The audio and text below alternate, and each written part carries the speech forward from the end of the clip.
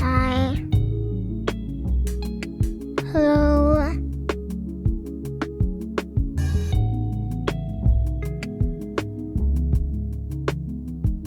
Where's the BRB music from? I wrote it. I made it by myself. I made it. I went outside. My dad is digging a hole outside. And I didn't know why. So I asked him. And he wouldn't say. So I played the whole soundtrack for him. And he chased me around the yard.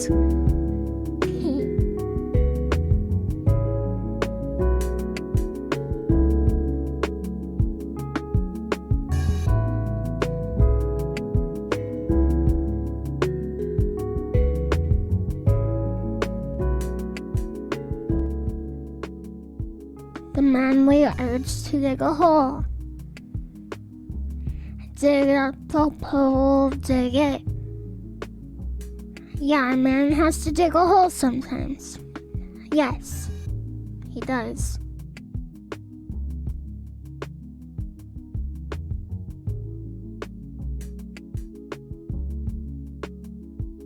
Let's build a zoo. Let's build a zoo. A zoo. Let's build a zoo. Just subscribed. Cool. Thank you very much for subscribing. Hentai Oji-sama. Oh, Oji-sama Prince. Prince.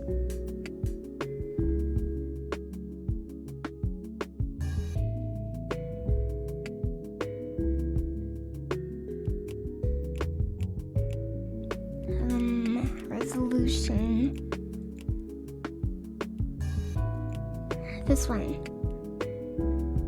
This resolution.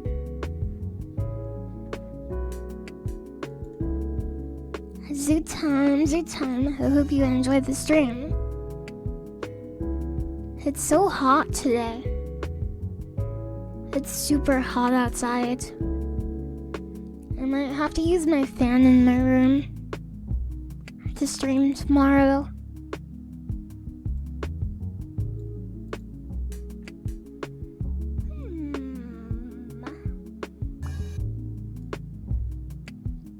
Yeah, same here too.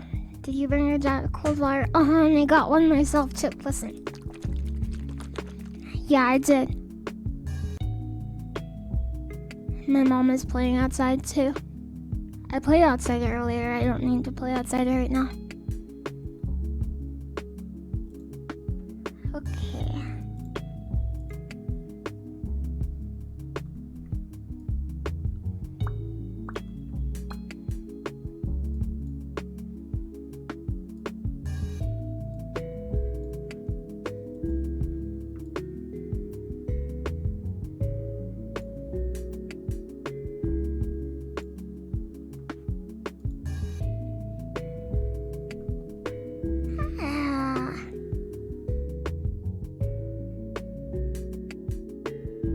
Another big stream. Yep. I have to build a zoo. I'm building a zoo. I have to build a zoo. Let's build a zoo. How long's a big stream?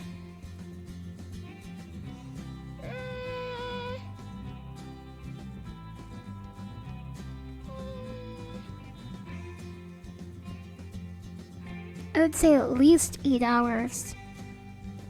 At least.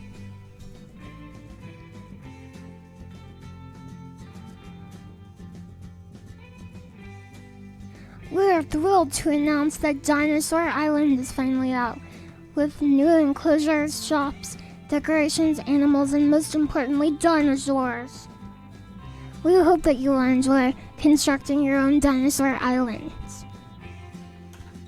Dinosaur Islands. New game. Who shall I employ to pick and run and manage my zoo?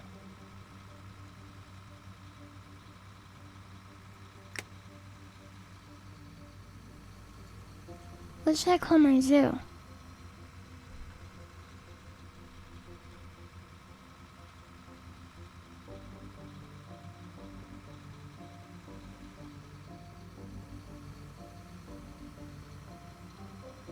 Zoo for ants. Animal Kingdom. Zoo Hop. Zoo Tour. Zootopia. Zootopia.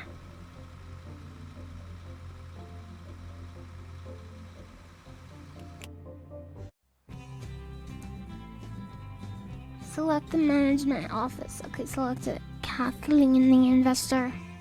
Pog. Pog. Sorry, I have to take off a layer. Hold on, I'm gonna melt.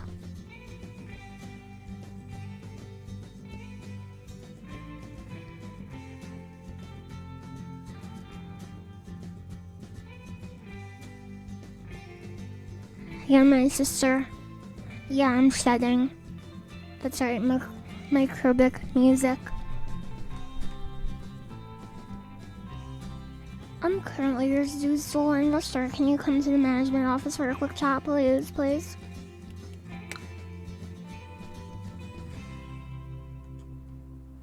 What, Tasks. Tasks appearance. What's the appearance? All kinds of requests end up here. I know you want to keep on top of them. Try viewing a new task now. Build an enclosure. Okay. Every zoo needs animals. Go ahead and make an animal. Grass or concrete. Look, you can make so many different kinds. Grass. Concrete. What's what? I want to have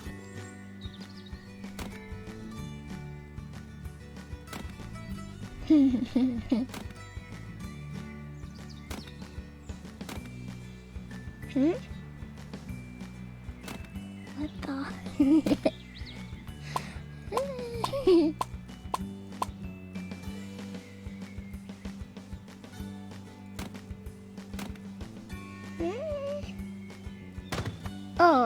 Oh no, I'm trapped. Task complete.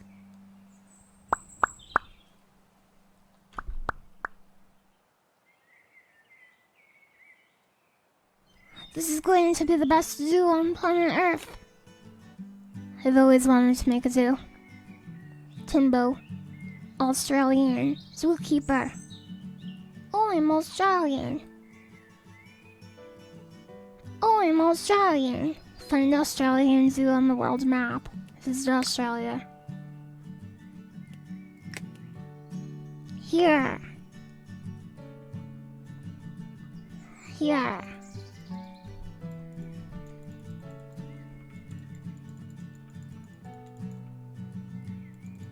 Here.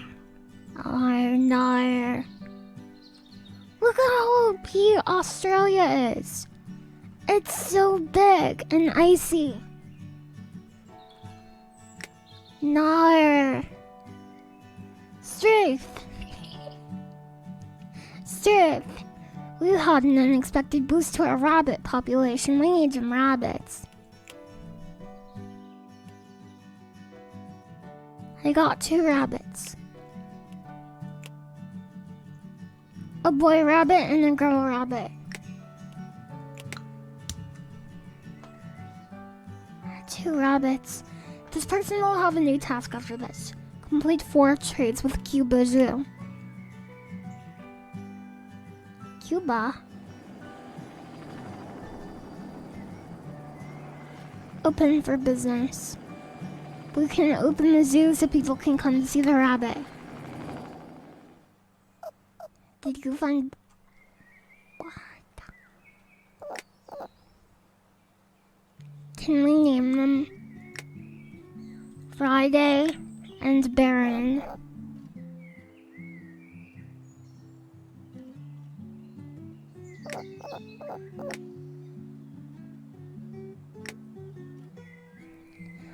Oh, you can give the rabbit birth control. You can give the rabbit birth control. They hiccup. You don't hate Mixels anymore. Open zoo.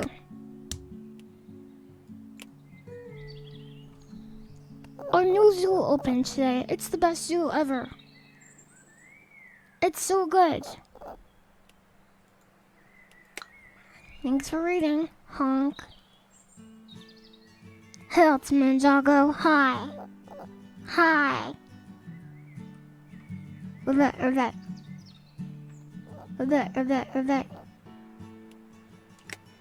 New enclosure.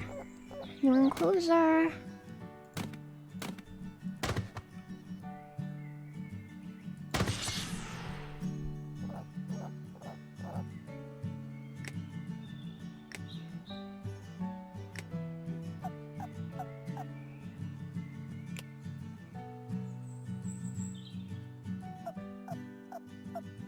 It doesn't cost money to do this. It's okay. It's okay for me to do this.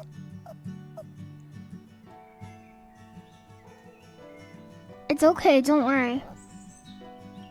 Don't worry. Metal panels, wooden planks. I need like a food area. This can be my food area.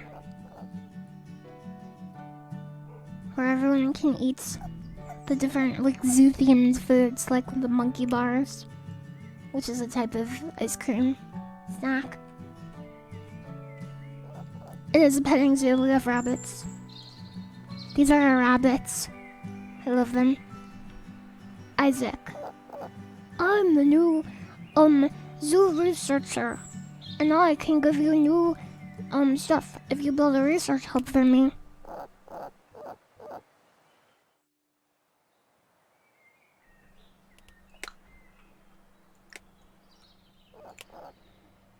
Research hub. Let's put that here. Okay. Employ him. You can super overpay him, and that means he'll be really polite and really satisfied with his job.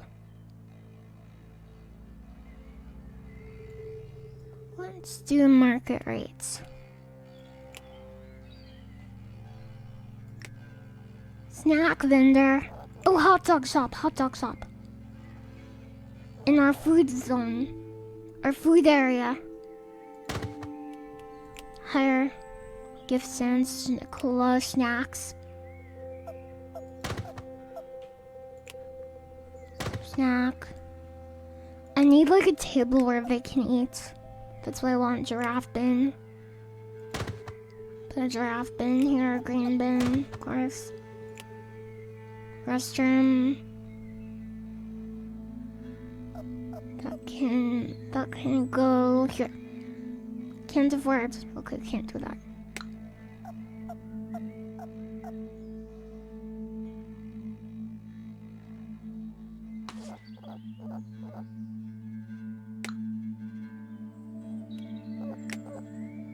Water. We have to water the animals. Build water basins for the animals. Build it. Water. Record sales for the hot dog shop, $2. Let's go.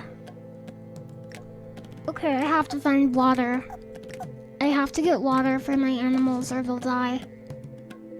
Add objects, water. Water basin, jungle themed.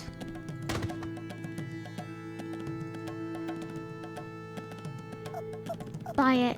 Please buy it. Link a basin up to a water pump. Water pump, water pump. Water pump. Small ball. Water pump, please don't die. Do not die.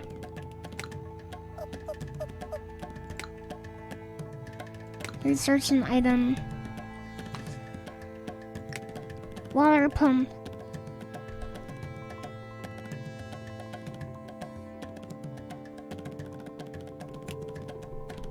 Tall pine trees. Desert enclosure. That's so cool. Desert enclosure. Unspent research points. You've made a bunch of money. The investors are super happy. Oh, a complainer. A complainer. Hi there, I can't believe a zoo has opened up here in town. I have a small complaint, though. Perhaps you maybe want to feed your animals? Maybe? Hunger leads to starvation, and starvation leads to death, and I don't want the dead animals stinking up the neighborhood. Yes. Build a storeroom for food, so your animals can eat.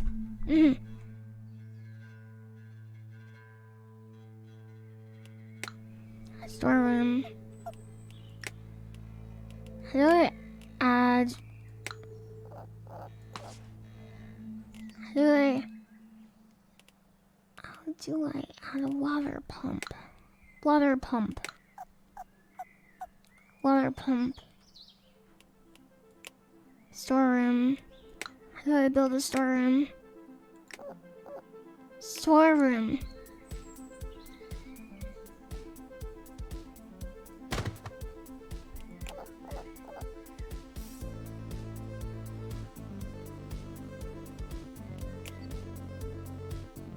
My zoo is sick already. Breed animals, add some benches. Let's put trees. Trampolines for animals, slushy shop.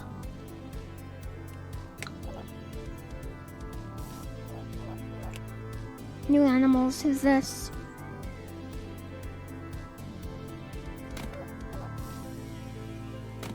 This is going to be my desert animal house. We got a C rank, let's go! Okay, C rank. Desert hideout. Water pump, water pump! Where did I put it? Can't afford. I need $100. I only have $48. What's this?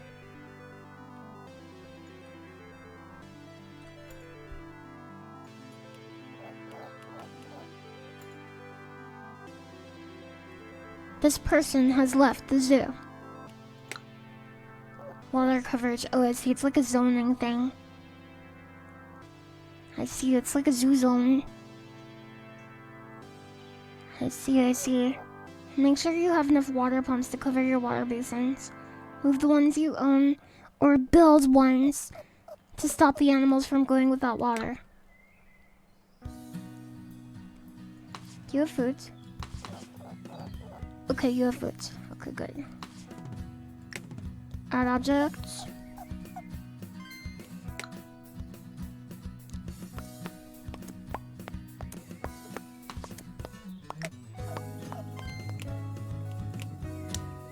$1,500? I'm a bazillionaire. I can finally open a zoo. Okay, build water pump. I need water pump.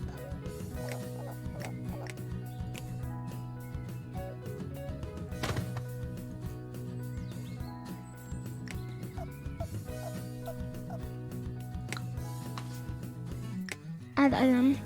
Water pump.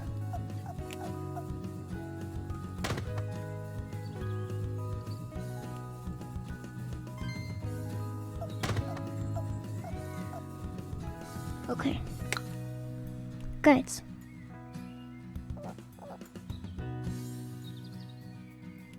How do I hire more animals to work in my zoo? Build a gift shop.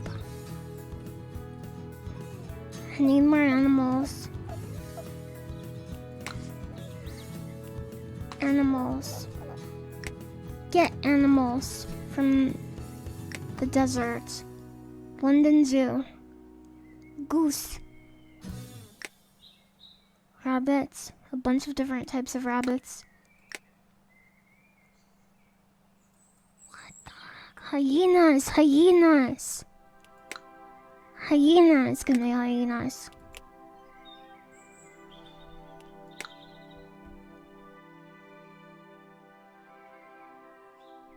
You know, Hippo's looking for work. You're hired. Yeah, I'm doing my best. Royal Speedwagon! Are you the one who knows how to make models? You're a legend! It's me, El Conde Potter. It's funny.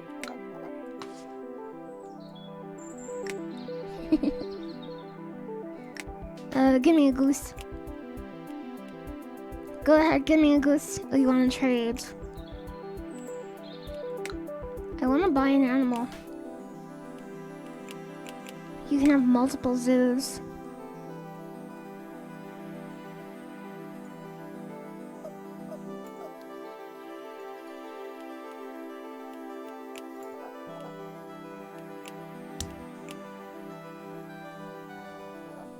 I should build a gift shop. I bet you can beat this game without ever having an animal. Like some kind of giga speedrun.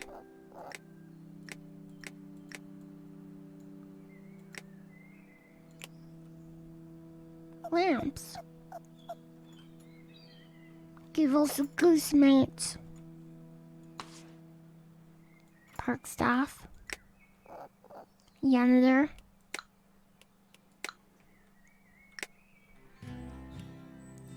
"24 people came to our park.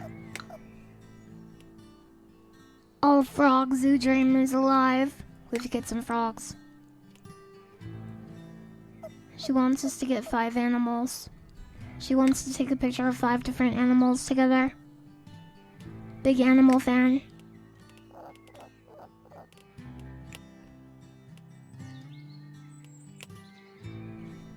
Add animals. I can't. They won't let me. Hyenas aren't as popular as we want. People think they look too much like dingoes. Snake. I have to give him a snake, or he won't give me an animal.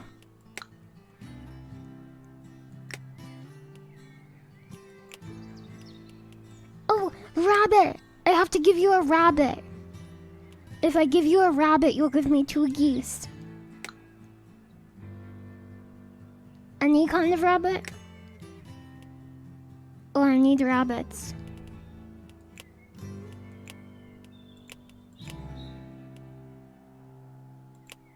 Okay, I made a bunch of rabbits.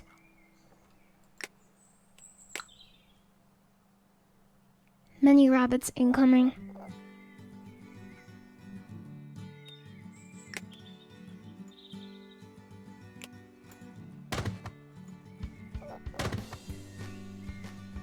Lost puppy. The animal keeper told me that we have a lost dog, a beautiful Labrador.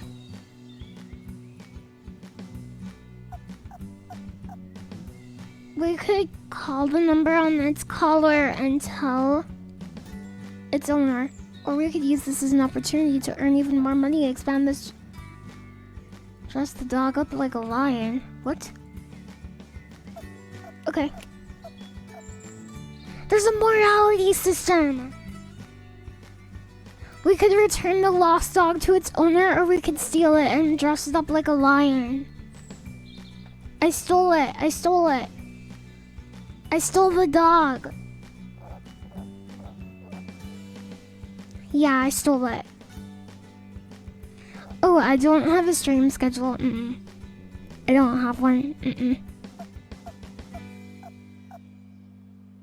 Lily, why?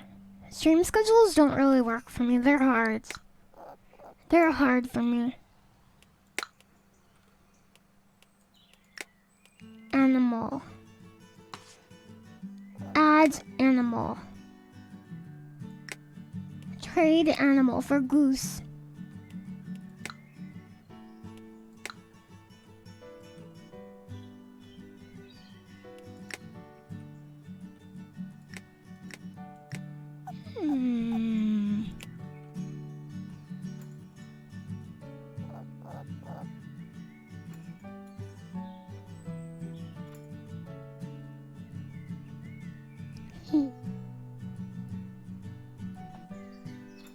Oh. Okay. New gift sale. Complete. Oh. Is that okay? We are an A-rank! I have an A-rank zoo! I'm a god at zookeeping! I want to unlock frogs.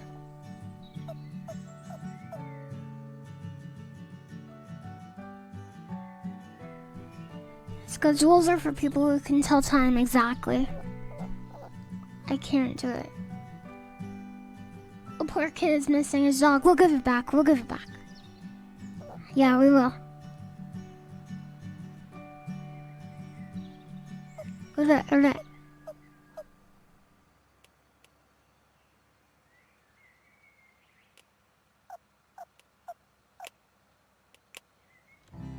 The animal shelter.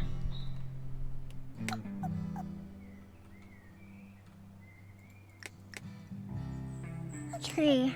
Build a tree. Maybe we can put some planters down.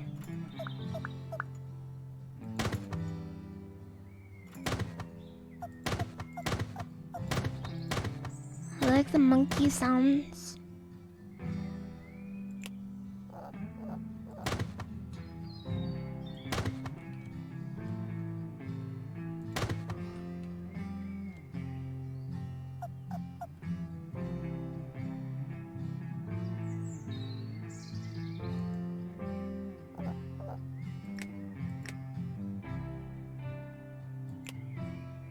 Restroom.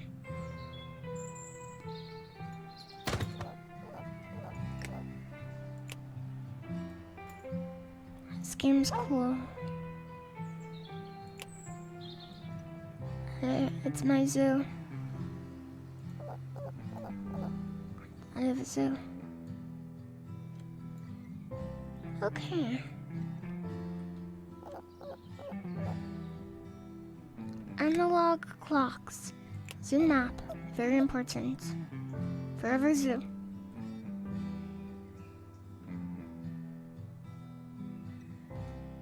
The dog is in the bunny exhibit. No, it's not. Yeah, it is.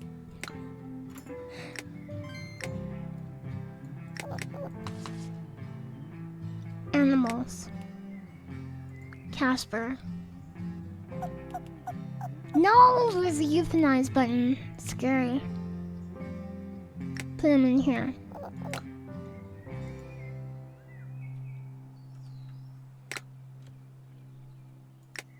Lion. Yeah, lion.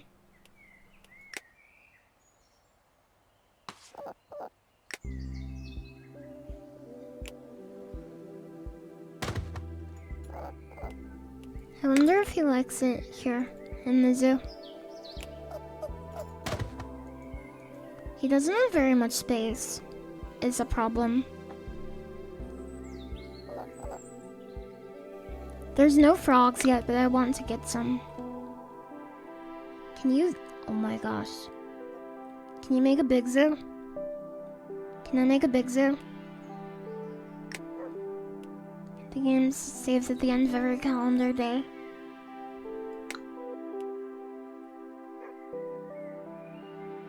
You have a tradable variant. Tradable variant.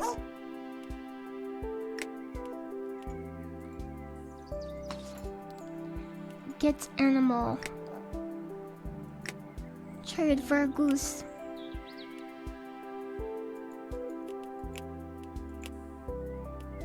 Two gooses added.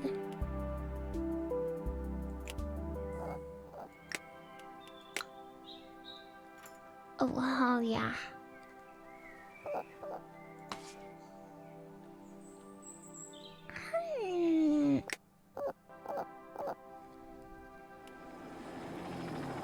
Yeah, it's a little bit like Factorio. I wish we had bigger area for this poor dog. This poor dog. Buy land. How do I buy land?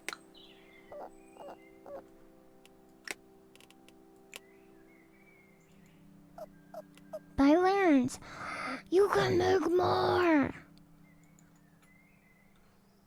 Buy land. Yes.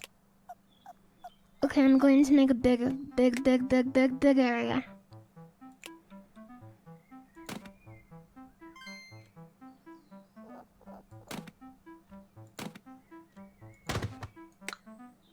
No.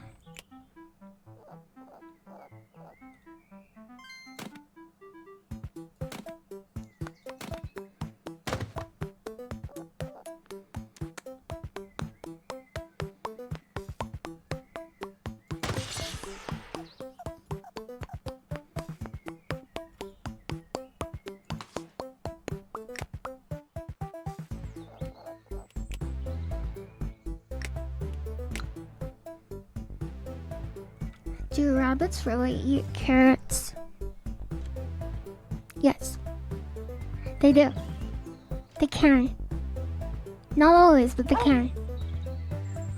We have to add water to this. But I think we need a new water pump.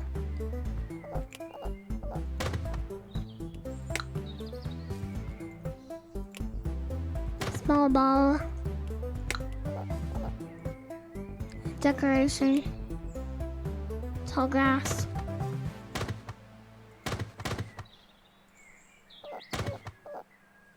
Small rock. Medium rock. Medium rock again. Fun.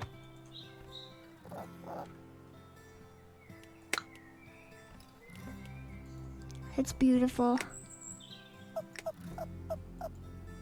Red shelter. Is that like for having a picnic? I wonder.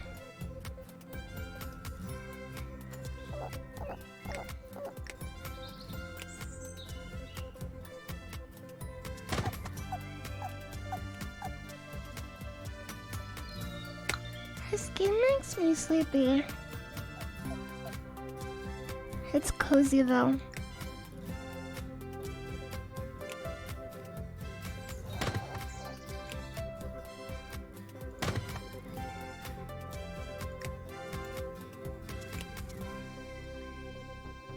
I want this kind of area. And I want grass. And I want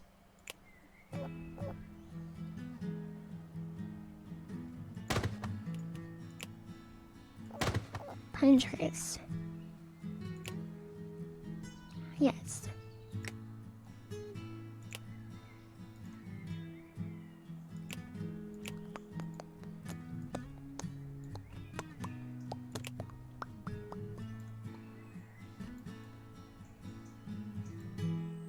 Well, it's dark.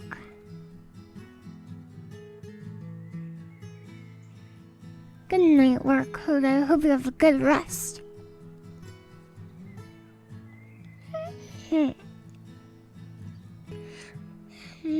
2. I want to unlock frogs. 12 people could not fit on your buses. 3 people felt the ticket price was too expensive. 21 people entered the zoo. I have to add more animals so they don't think it's too expensive. We have too many rabbits. That's what I think. Hire janitor from ticket office.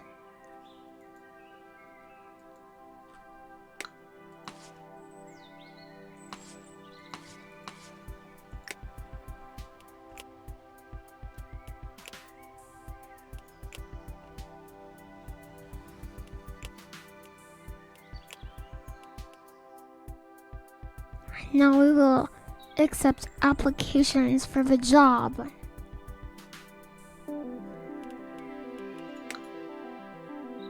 There's a VIP in your zoo.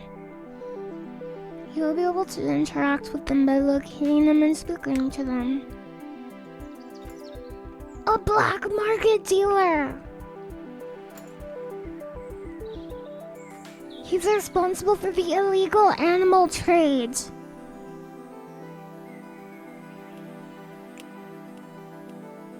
We can purchase a hippolope. Finally. A hippolope. We can report him to the police. I reported him to the police. He's going to serve time in prison for his crimes.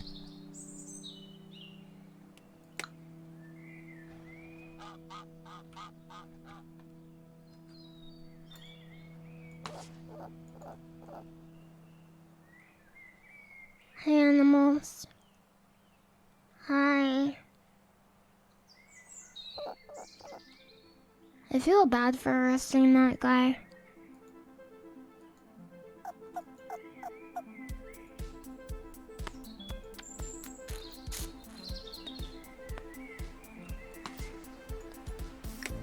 He knows what he did. True.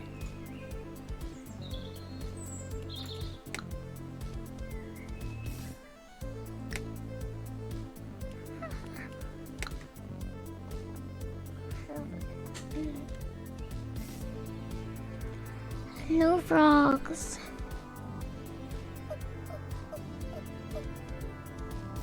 Oh, you can make it halfway. She doesn't think it's a lion.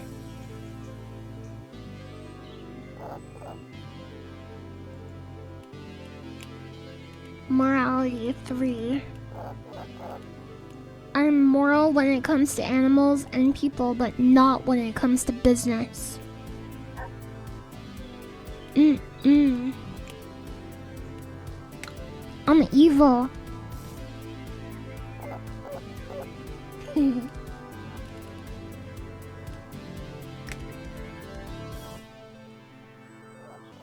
I'm evil.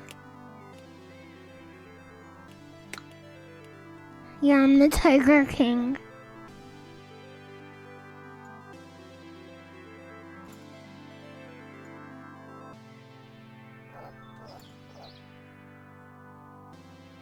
People aren't walking the path behind the stores because the roof is unwalkable. I can do this then. Yeah.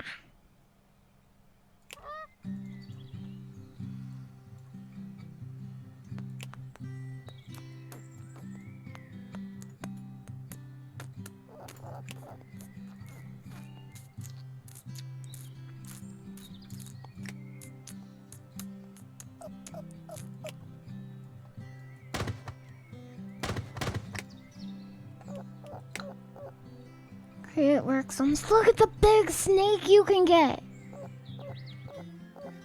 You can unlock big snakes in this. Oh my gosh. That's a big snake. Huge snake scare you? It's a big old snake, huge snake. It is a huge snake, I agree.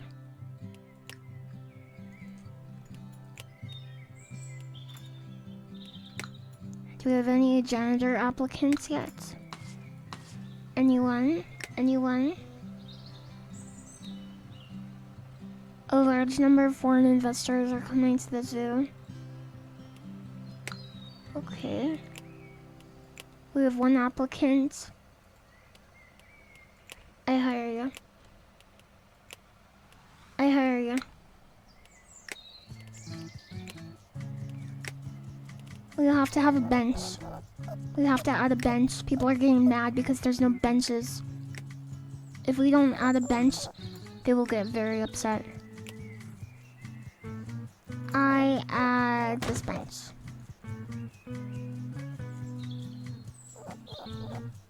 Yes. Oh, you can rotate.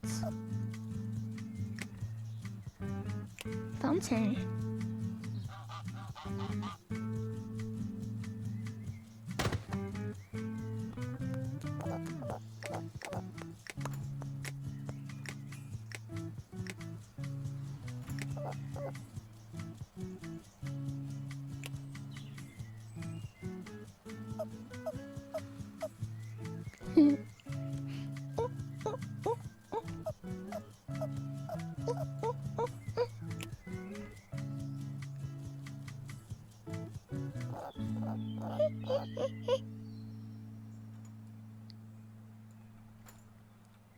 Hey, Big Bro. We should add a trash can because people keep throwing their garbage all over the place.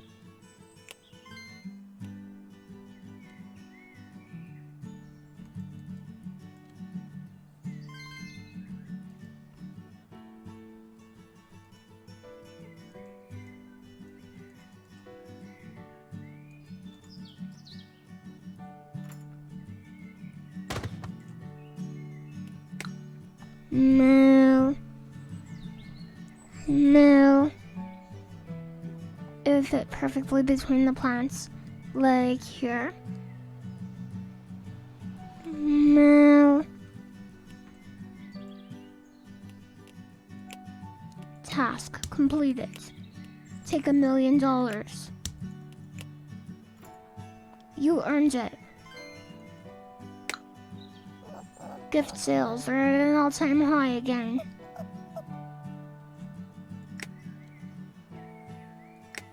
Haley the rabbit and Boo Boo the goose.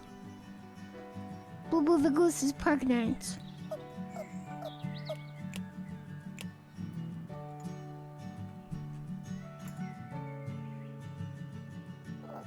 She's a pregnant goose. Moo.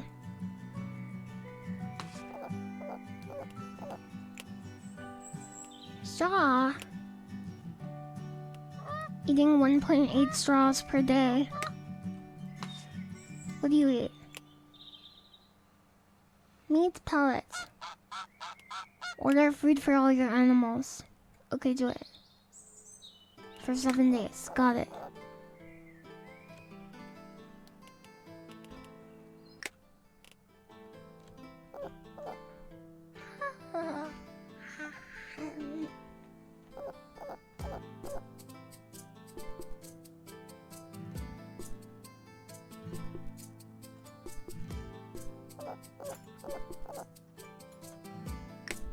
There to go.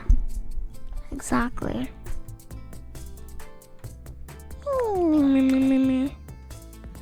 Okay, Sawyer has a task. Donate to this cause. Maybe I'm not in a zoo mood. It's possible that I'm not in the mood to run a zoo. We have to fill this with animals, but it's too small is the problem. I don't want to fill this with animals because I feel like this is too small.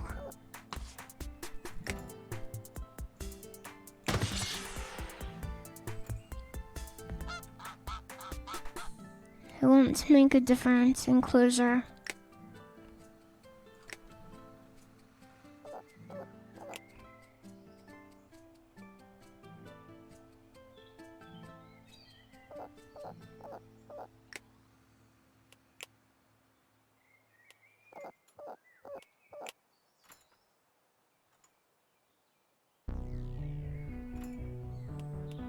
This sounds like Stranger Things music.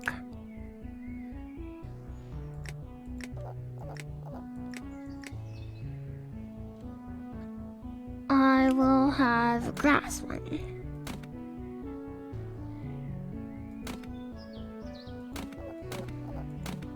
You can make it any shape you want.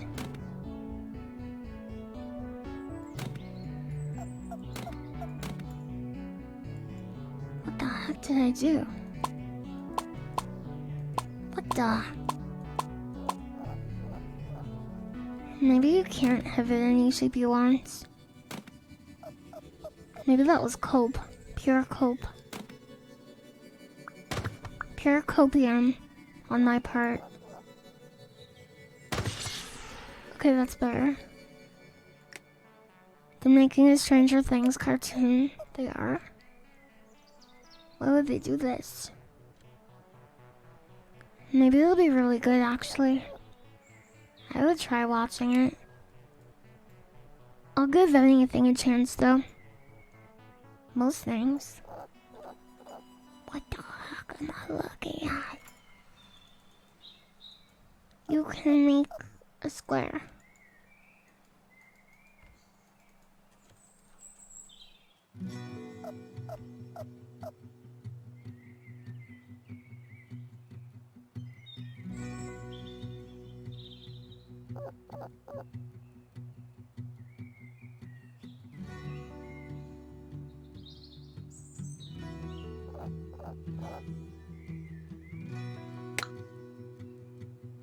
Thank you for watching my stream, Zopster.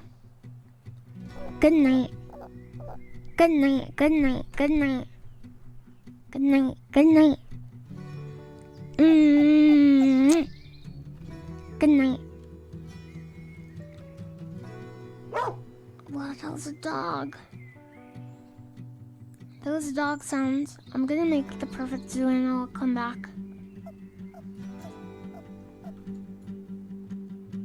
I'll come back.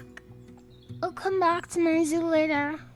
I can't zoo right now. No zoos.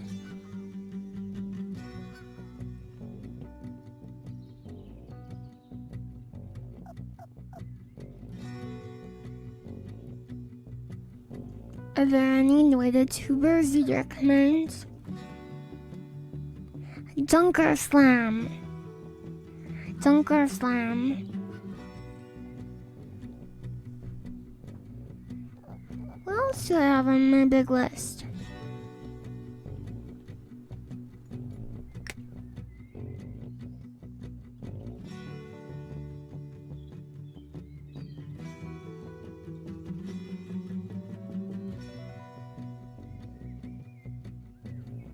My friend said sometimes I get tired when I'm bored.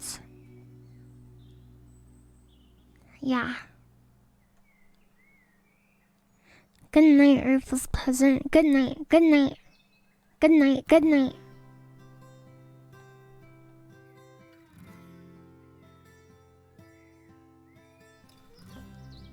Okay, we built a zoo.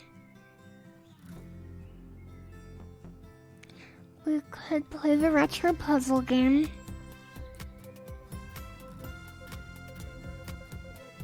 I'm thinking about when I want to play Resident Evil 4. I know I want to play it this week. Do I want to play it now or tomorrow?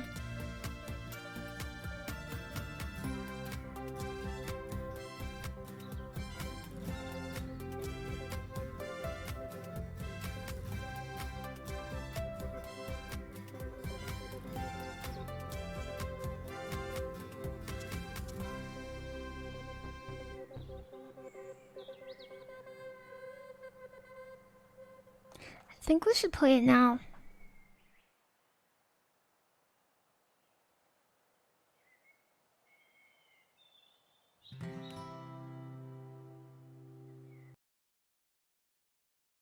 Resident Evil.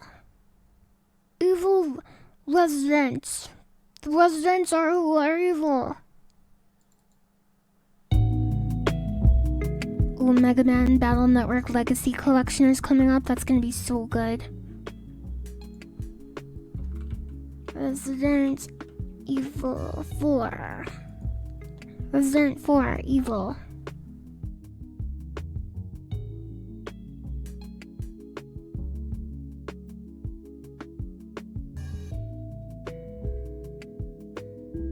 It even comes with a chainsaw demo.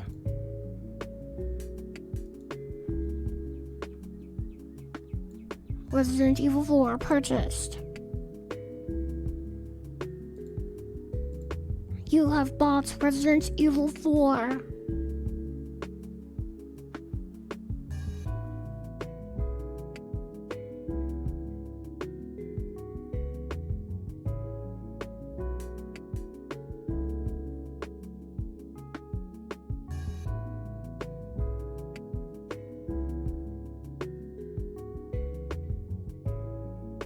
Yeah, whenever I get tired, I yawn a lot.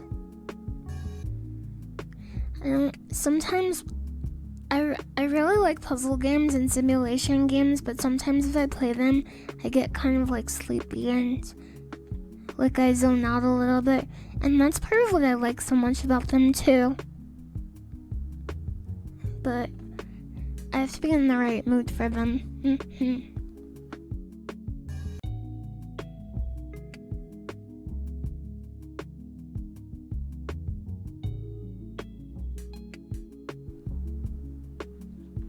We should watch the video while Resident Evil downloads.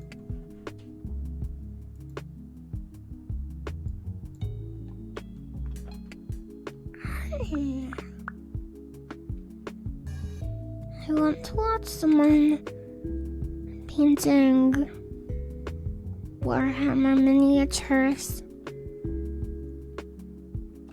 Just chatting.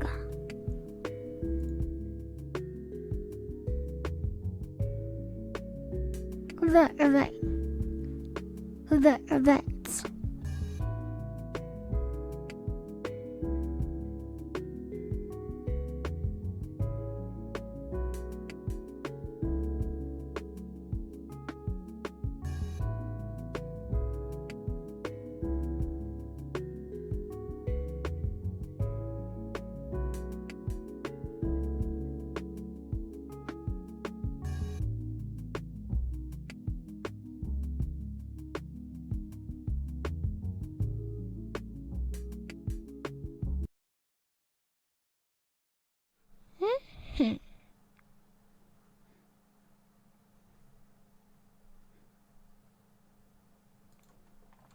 Why was E3 cancelled? If you're a Pokemon, what type would you be? I guess grass or water. I would be bug. I would be bug type. Bug type. What type would you be? E3 cancellation explained.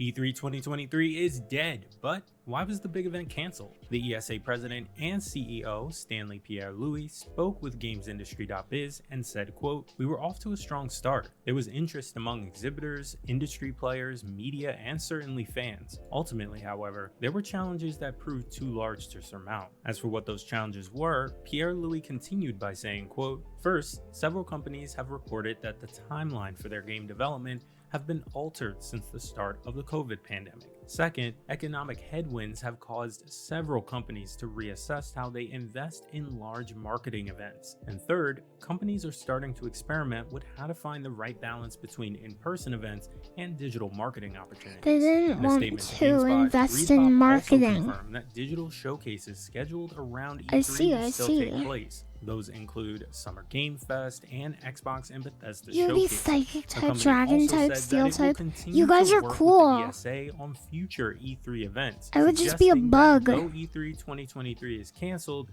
this is not the end of Your the one is iconic cooler. industry event. ReedPop and the ESA announced the cancellation of E3 2023 after months of uncertainty surrounding the event. Big publishers like Sony, Microsoft, and Nintendo said they'd skip the event, and just recently, Ubisoft also said it was pulling out in favor of holding its own Ubisoft Forward showcase. And speaking of that showcase, could it finally be the event where we see more of Ubi's Avatar Frontiers of Pandora? Maybe. However, if you hate waiting, then you might be excited to hear details for the game have allegedly leaked online. Now keep in mind, these details have not been confirmed, and although they seem to have been taken from the game's product sheet, you should take them as rumor, not fact.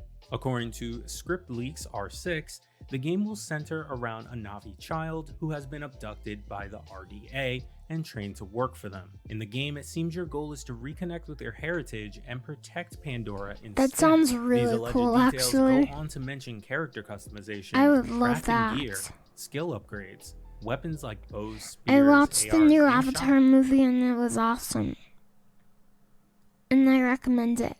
shotguns, as well as aerial combat and more. What's your excitement level for Frontiers of Pandora? Do you think 100. it's going to be a hit, or will it suffer like the game for its Disney sibling, Marvel's Avengers? A game that is getting its final update today. Possibly the biggest change in Update 2.8 is the way the marketplace functions. Now the marketplace has been unlocked, meaning almost all outfits, emotes, takedowns, and nameplates are available to all players. Items earned through the campaign progression and via the cosmetic vendor must still be obtained as normal. Shipments and Hero Challenge cards have been removed entirely with Update 2.8, and anything unlocked through these methods is now automatically given to players as marketplace items. Those who earn a trophy or achievement before April 1st will be granted the Founder's Gift, which contains Iron Man's variable threat response battlesuit. This is Crystal Dynamics' way of thanking the players for checking out Marvel's Avengers. Hit the comment section and let me know if you're sad about the cancellation of E3 and or the looming shutdown of Marvel's Avengers. Multimedia again. Hi. I'm sad about E3's big shutdown.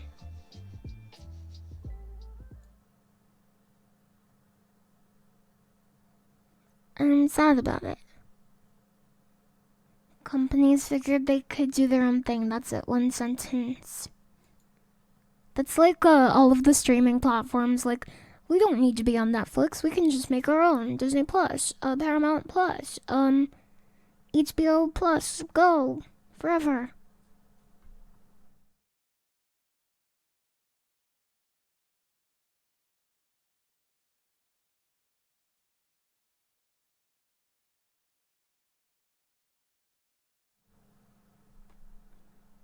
Well,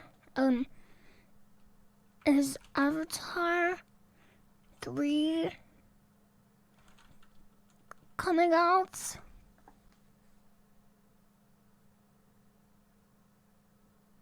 Who are the Fire Na'vi? So in a shocking turn of events, we might be seeing actual moral complexity in Avatar 3. Spoiler warning, listen to this quote from an interview James Cameron did recently. In the early films, there are very negative human examples and very positive Na'vi examples. In Avatar 3, we'll do the reverse. The fire will be represented by the Ash people. I want to reveal Na'vi from another angle because at the moment I've only shown their good sides. But even after seeing this quote, I was still a little bit afraid. After all, this is the franchise that gave us unobtainium in Avatar 1 and anti-aging whale sap in Avatar 2. When Cameron says we'll do the reverse, it does make me afraid that these Ash people will be just as one-dimensional as the humans. But then I saw this other quote from producer John Landau, and super duper spoilers here. In Avatar 5, there's a section of the story where we go to Earth, and we go to it to open people's eyes. Avatar 5. What exists on Earth. That sounds like some legit moral complexity. It's literally exactly what I thought I wanted to see from the franchise in my Fixing Avatar 2 video, except I brought it up as a possibility for Spider, but man, Akiri would be even better. If they actually go through this really does give me hope for the franchise. There's a story that could be really incredible by the end. So in a shocking turn of events, we might be seeing... It's funnier.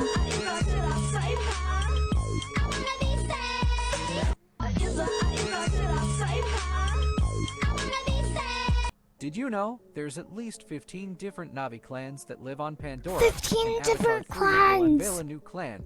The Fire Na'vi, a darker, fire-based group of Na'vi known as the Ash People, will make their first appearance in Avatar 3. That's and so compared to the other cool. clans, Cameron himself teased that the Fire Na'vi won't be as positively portrayed as the previous movies showed. These small details help to build the Fire Na'vi as a dangerous, evil threat and will stay in tune with Cameron's promise to give audiences further insight into life on Pandora. Did you know there's at least No, I James didn't Cameron know. accidentally slips in an interview and gives us some information about Loak in Avatar 3. Who the hell is Really Loak? emerged as a character that people went with.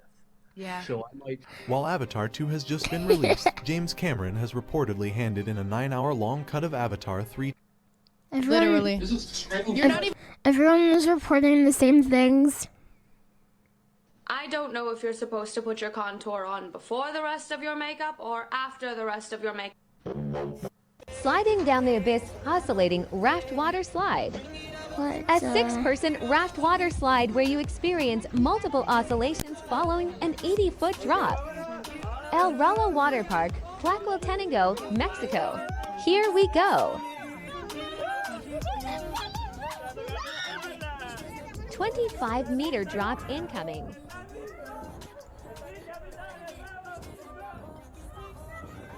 I could do that. I wouldn't be scared. That wouldn't scare me. That wouldn't.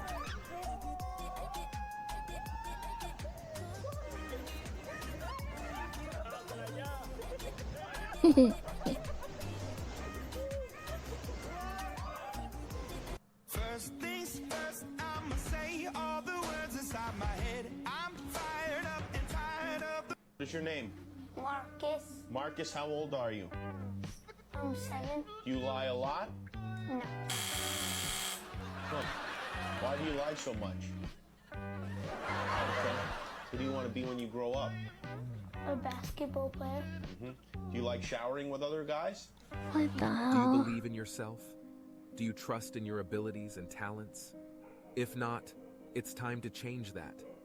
You are capable of achieving great things and making a positive impact in the world. But first, you must believe in yourself. Don't let self-doubt hold you back from pursuing your... Kiri, one of Jake's children. Kiri's my favorite character from Avatar 2! Let's go! This is a custom painting for Mike Pankers. He wants a black and white planet. White on top. Crumple up some newspaper. Good night, Saluk. Hold it down. Swipe, swipe, swiperoo. Peel. Oh. Dab, dab, dab, dab, dab. Black shadow, like that. Cover it with the Shasha bowl. People who can do art with stencils like this are like insane. Especially the edges. Make sure that we get those, but not too much. We don't. They have like a giga understanding of layers. Trying to be red. Ooh, and red stars. Come on, poop them out. There we go. Yeah, yeah. They're like, we're like the water people and they're like the ash tribe. That's freaking dope. They're like the ash people. Boy. This is a custom painting for Mike Pankers. He wants a black and white planet. Level 1, super anime picture.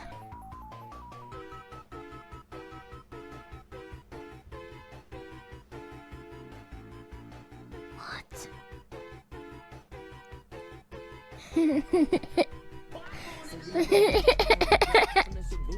I thought he was gonna jump like Sonic the Hedgehog.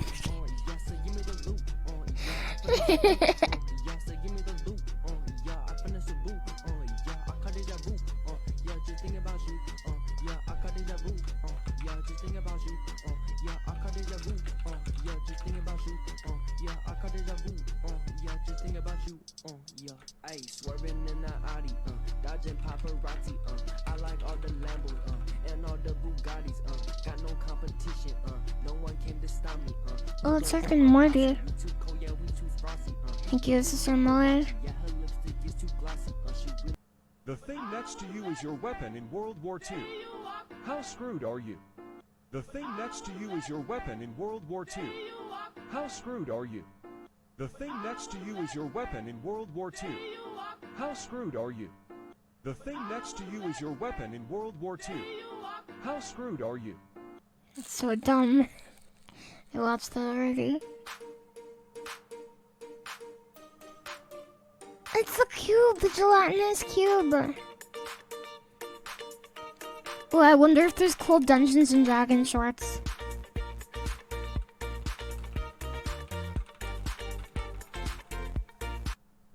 Classic cube, powerful spells nobody uses, But I do.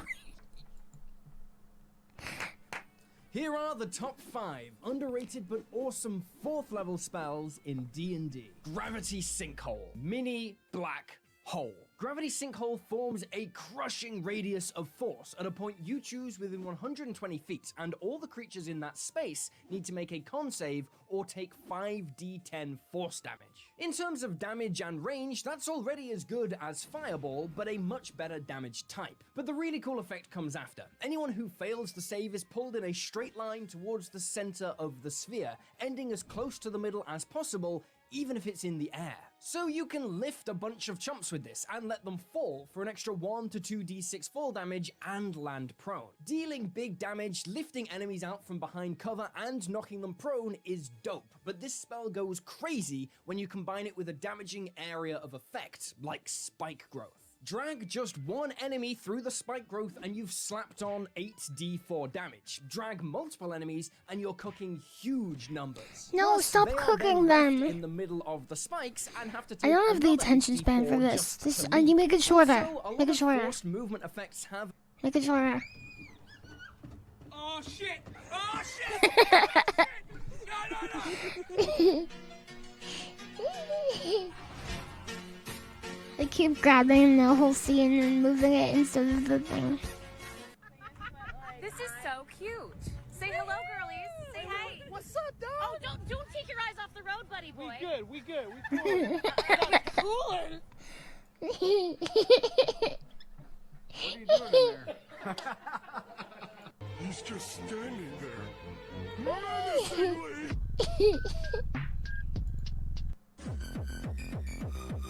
Cats. The snaps are boring.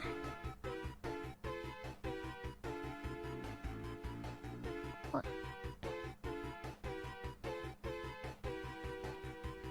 Give me the loot, yeah, I finesse a boot, yeah, so give me the loot, yeah, I finesse a boot, yeah, so give me the loot, yeah, I finesse a boot, yeah, so give me the That's pretty cool. yeah, I finesse a boot, yeah, I cut it a boot, yeah, just think about you, yeah, I cut What, it duh? think about you, yeah, I cut it a boot, yeah, just think about you, yeah, I cut it a boot, yeah, just think about you, The fish. swerving in the alley, paparazzi, Cause why is he dragging?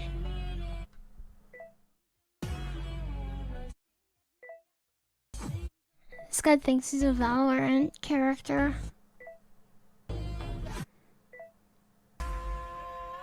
Kaylee, smile. Oh. What are you doing? What? Okay, ready? What? Seriously? I don't understand. Oh, alien.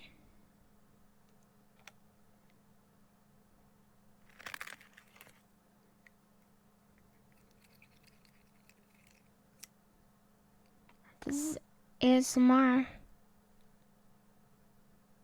Alien GooTube. You gave him a heart.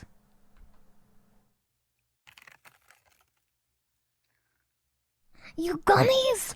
You can eat these. Gummies, Dr. Dreadful Alien Autopsy Laboratory. What flavor? What flavor are the gummies? I am not being racist, but What? He is delighted with his family, including nature and the children. He said that apart from my own children. What? Oh.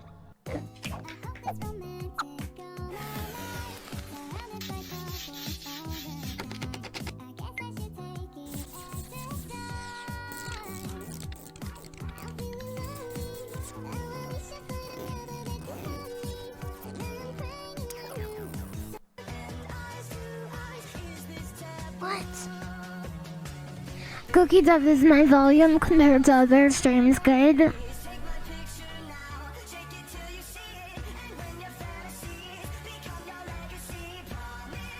This is the legend one. Makes sense. My shirt? No, never has been. Not even now. Okay, hold on. Hold on. What the heck? Okay, hold on. Hold on. What about now? What about... Hold on. What about now? What about now? What about now? What about now? What about now? What about now? What about now? Huh? What about now?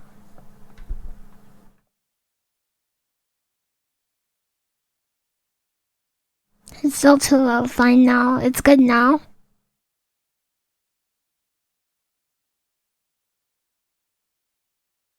Waited 45 minutes. So it's okay. It's good. View is insane.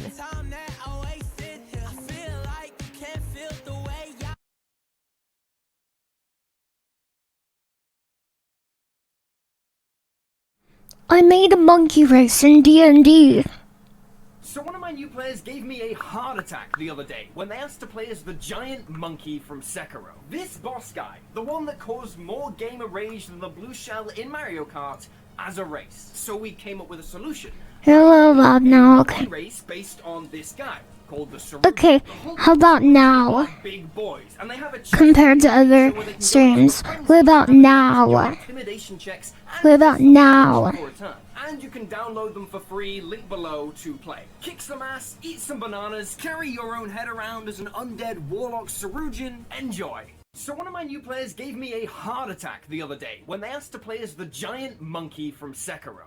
No, not yesterday, today, because yesterday people were saying it was low, so I changed it today. So we came up with a solution.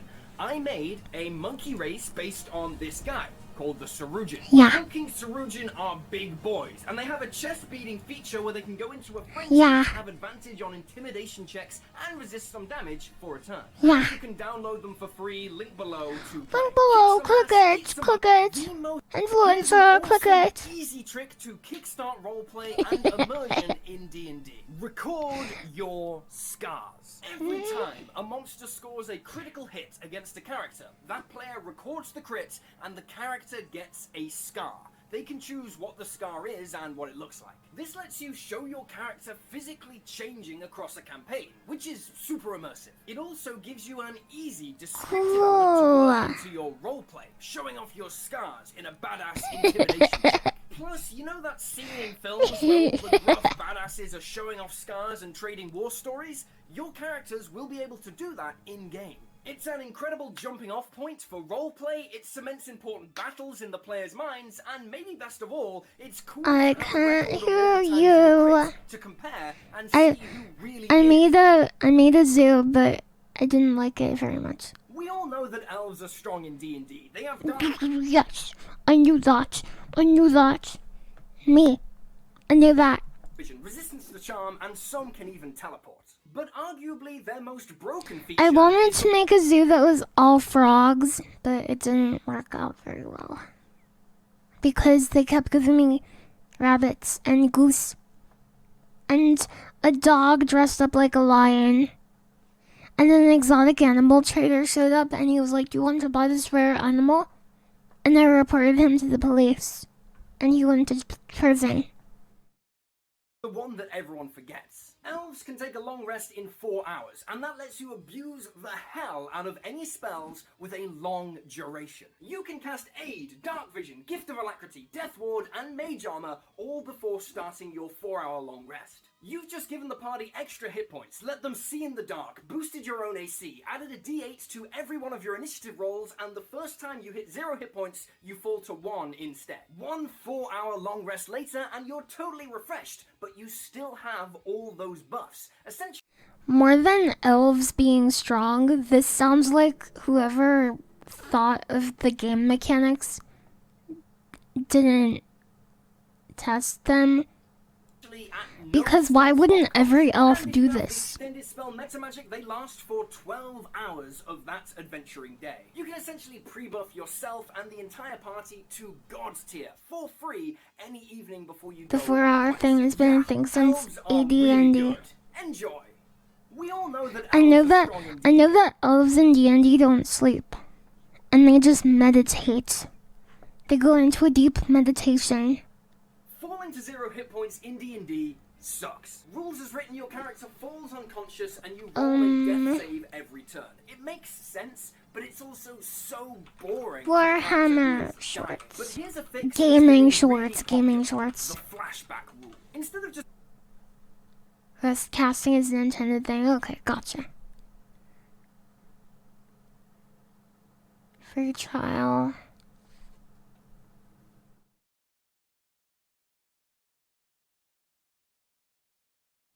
Video games aren't fun anymore. That's so sad. He doesn't like the video games.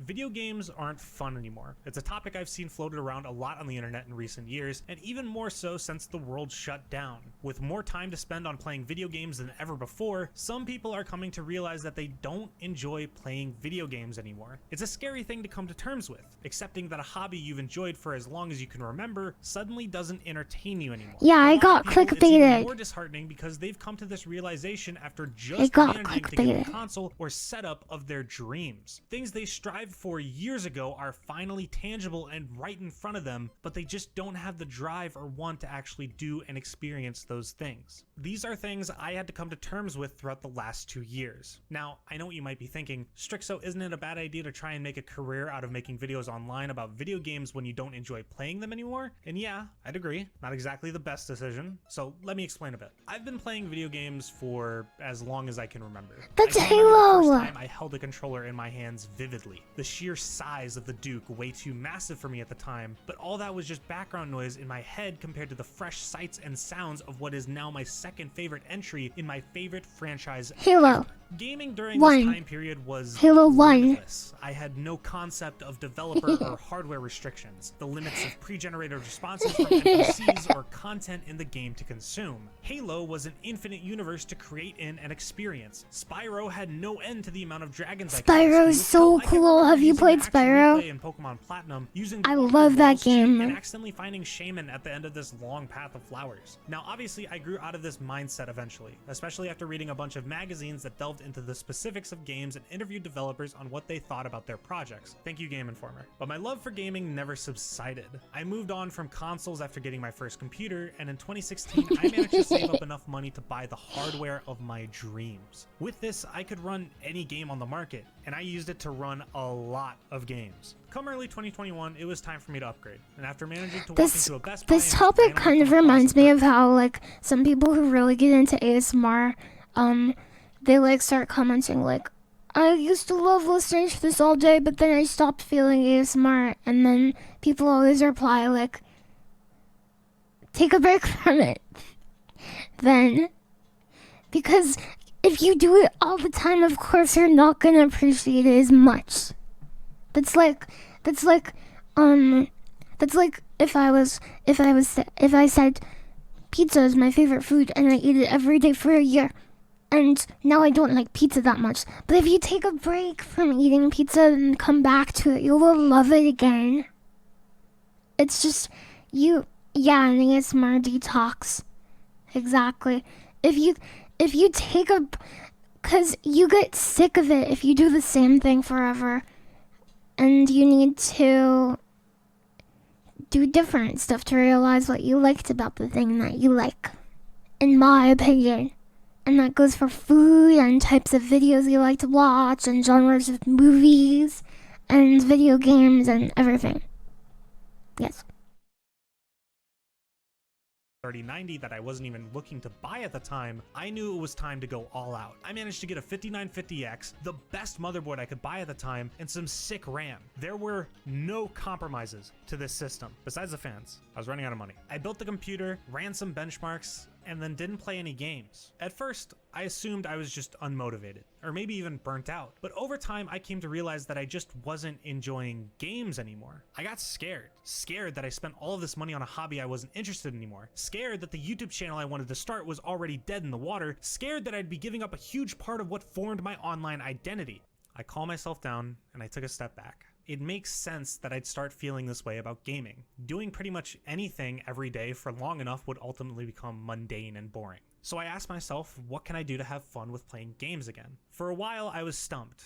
but during my time I decided to just take a break and work on my Ultra Kill video. And while that was technically still gaming, it was mostly for work, and I could take the time to figure out what I wanted to really do about my problems. What I found though is that as I was taking a break from playing games for the most part, my desire to play them started rising again. But once I actually managed to get into a game and started playing, my desire to continue playing them would immediately fall, and I'd get off of it within 30 minutes. What I came to realize is that I had no variety in what I was playing. I would get on my computer and boot up the same FPS games, or just open up Minecraft, which I've been playing for years as well. I decided to actually take the time and figure out other genres of games I could play, and I've never been happier for it. I realized that what I was experiencing overall wasn't me not finding games fun anymore. I have to play more Monster Hunter. I love Monster Hunter. I just wasn't finding If I stream it though, I think I would have to play it with a group. Cause playing it solo is comfy, but it's not as exciting. Monster Hunter can be exciting or cozy. It can be both. Throughout 2021, I decided to take the effort to branch out into different video games. And what I learned was that I still enjoyed playing video games. I just needed a breath of fresh air. I played games like Forza Horizon, Monster Hunter, Ghost Runner, spent some time on Spyro, replayed Sonic Generations, Sonic Unleashed, Cities Skylines, Dark Souls, Demon Souls. All of these games made me appreciate just playing games in general and reignited my love for the hobby. This peaked when Halo Infinite was released. For 6 years, I waited for a follow-up to Halo 5. I watched any lore video I could come across, scoured Reddit posts and Twitter threads to discuss. Look. This is from the feedback forum, the anonymous feedback forum. Look.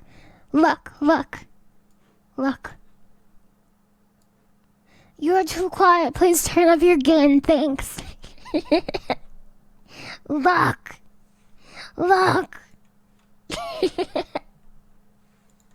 Okay. What would happen in this game and tried keeping up with the game as much as I possibly could. I've already talked about Halo a lot on my channel, so keep my bias in mind, but this game gave me hope for new releases. Did I have issues with Halo Infinite's campaign? Of course, but how good the gameplay was kept me from noticing them as much as I could have. It had been years since I had the feeling of pure joy and excitement that I had when I first played Halo Infinite on release day, and it was— Here's my impression. Hello to my beloved.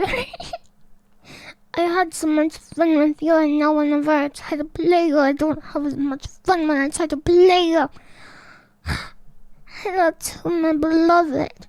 It was then that I realized that my love for gaming was back, the same as it was back then. Oh, it's back. Never mind. For me to step outside of my comfort zone and try things I would have never thought of. My plan for 2022 is to continue to play games I wouldn't have ever considered before, and I hope that I can convince other people out there to do the same. For the people who came to this video looking for a solution, I'm sorry to say I don't have one. I know that growing out of a thing you loved for so long is tough, and the fact that the child version of yourself could look at everything around you and scream about how you're not taking advantage of it is frustrating to know. But it's okay to not want to play video games anymore. No one's forcing you to do so, and I hope that whatever you're doing now can find you some sense of enjoyment. If you still want to play games but don't find yourself interested, all I can do is give you advice that worked for me. Step 1 is to just take a break. I know this sounds a bit sarcastic, but picking up new hobbies or even just engaging in different forms of entertainment can be fun and exciting. When I first picked up watching anime and films, I was almost overwhelmed by the sheer amount of options I had for things people considered time. He's Kino pilled. He likes watching cool films and anime.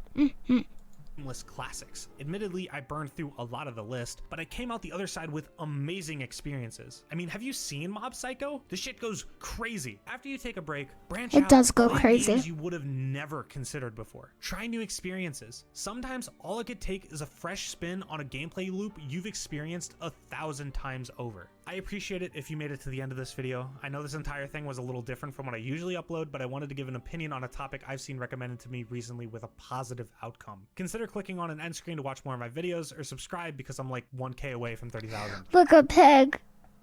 I want to see the pig again. Why Minecraft feels different now. How to feel love once more. When it comes to playing games on a computer, I want to play the new Jedi Survivor game.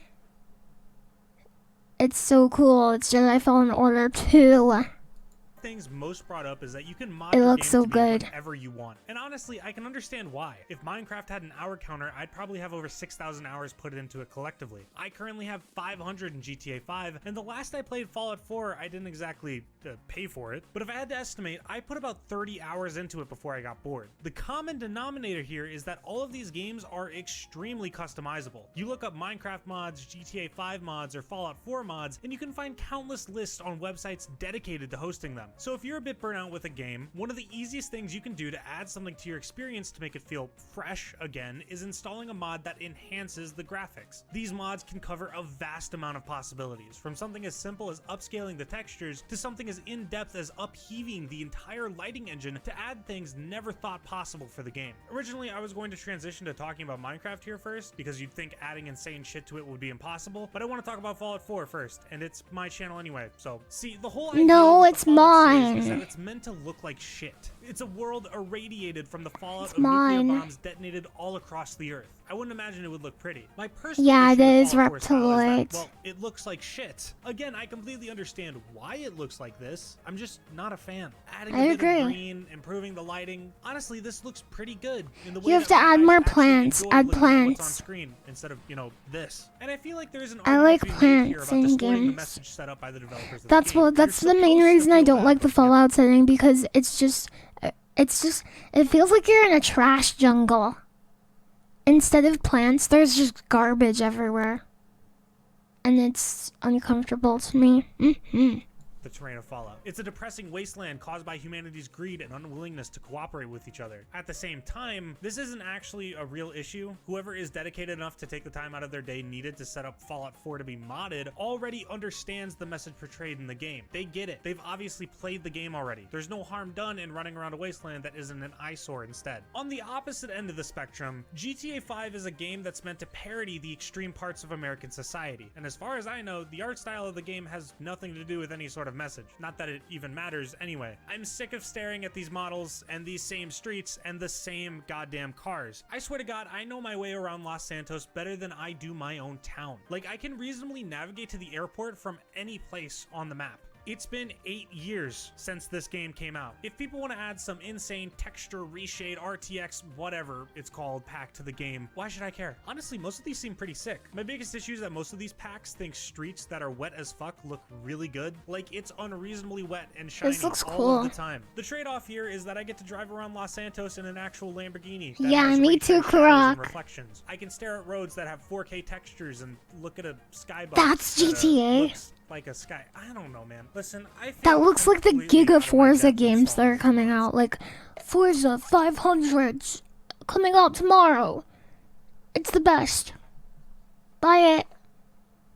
I've done it once, but it was kind of broke and didn't work correctly, and my caveman brain could never figure out why. I assume it's just because I don't have as much experience with it. Like, I have years of experience modding and playing Minecraft, and at this point, it's second nature. I know my way through these settings, and adding something as simple as a shader pack is as easy as a few clicks. Not that I really need to install more. I've collected so many shader packs at this point. The whole argument of the vision and art style being lost is brought up again here, and in some ways, I kind of agree. Again, this issue is completely pointless. Like, do what you want with your install of Minecraft. I'm not going to care about it. Personally, I'm just not really a fan of realistic texture packs or like any texture packs. In Minecraft, I really like the shaders that affect the water and the lighting and the sky, and that's pretty much all I like. I don't like the ones that change the blocks very much. I like the look of default, so much so that I had a really tough time transitioning to the new default. And default isn't perfect. I use a sound pack to replace my sounds with the beta sounds, but in my opinion, it's much better than a pack that has a hyper-realistic cow texture pasted onto a square cow.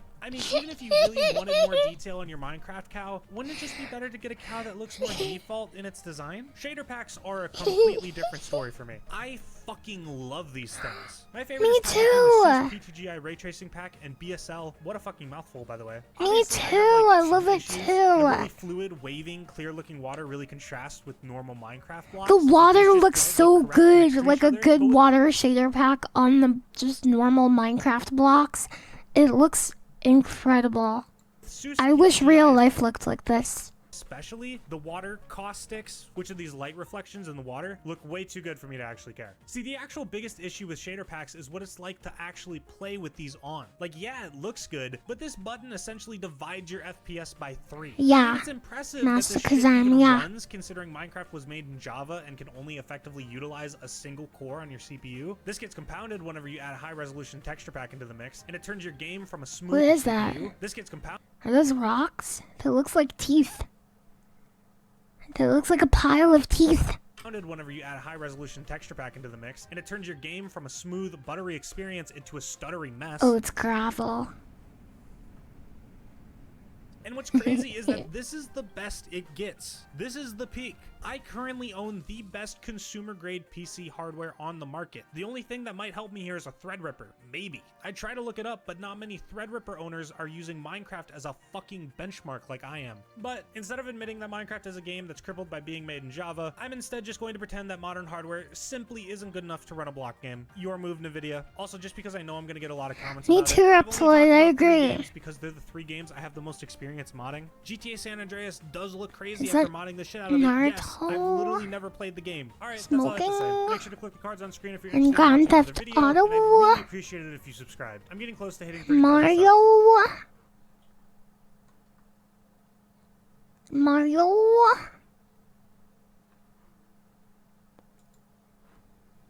Resident Evil 4 is at 67%. Very nice. Very nice. The Fall of 76.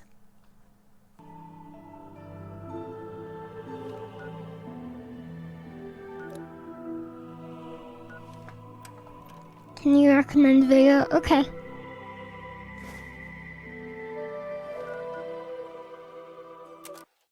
If you found this tape, it means that everyone is dead.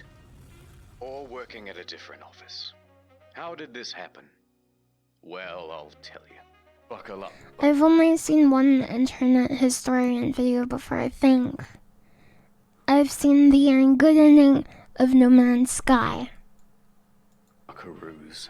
Today's lesson is the misfired launch of Fallout 76. June 2018. It began with everyone getting just a little hyped up. Have we waited long enough, guys? Oh God, yes we have, Todd. I think we have. Fallout 76, Bethesda's biggest game yet. Oh my God. My God, it was exciting. And they promised we'd know more at E3. E3 hype time. The press conference. 16 times the detail. 16 times the detail. All new rendering, lighting, and landscape technology. Landscape technology. 4 times the map size. What is 4 it? times the size of Fallout 4. And it's our biggest one yet. My God, it was exciting. November 14th, 2018. The game goes live with a day 1 patch of 50 gigabytes. For fuck's sake, I'll see you tomorrow. But once that's downloaded, people start logging into the hellscape that is Fallout 76. And oh dear lord, they never fix the bugs. Oh, There bees. are so many of them. Bee Goodbye picture. world, goodbye necks, goodbye body, goodbye heads, bugs, bugs, bugs everywhere. Server crashes, game crashes, old bugs imported from Fallout 4. Use more than one nuke at a time, server's dead. Textures far too texturous, an all-consuming void. Error log 307. Can't pick up stuff, can't stop asserting dominance with a T-pose, framerate problems, screen tear problems, getting too swole, getting underneath the map, getting attacked by invisible enemies, spawning too many enemies. It kind of speaks for itself. Spawning too many god rays. Also, your camp resets after every session, and sometimes it goes underwater. Holotapes randomly play static, but too many holotapes mean none of them will play. Enemy AI is far more A than I. Animations are broken. Surprise! Floating objects and a traveling merchant. Just to name a few. Joseph Anderson has a great video that documents just the ones that he found personally. That video is 3 hours long. I like that video. That's a good But it gets video. worse. Error CE348780. This game made you depressed. I'm sorry. The game and console operating system. I'm sorry. A few PC players had their computers brick entirely. Also, when the day Oh no, it broke their computers. 2019, the nukes in the game stopped working altogether. No one thought it prudent to program in other years in an always online game. And a few players were straight up logging into other people's accounts. This guy had a level 78 character that was randomly replaced with a level 8 character.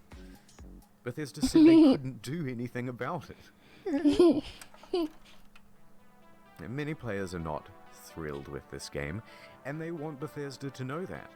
And they want everyone else to know that too. My So friend Bethesda really owns wanted the me to platform. play this with him. Recently. Maybe I should. It's better now, right? Should I buy it?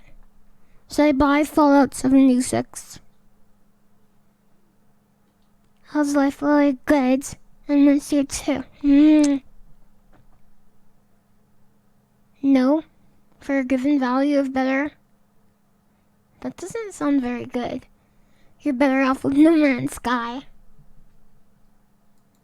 Is Fallout 76 fun? Yes, it is. Banned for racism. Thread locked. They had no direct outlet for their rage. The only solution was to put a torch to everything else. Reddit, Twitter, Bethesda's other games on Steam. The backlash was immense. But surely level heads would prevail. The reviewers would come out and say that the game isn't so bad. Oh dear lord, they hated it. This is Thank you very much for the 2 months.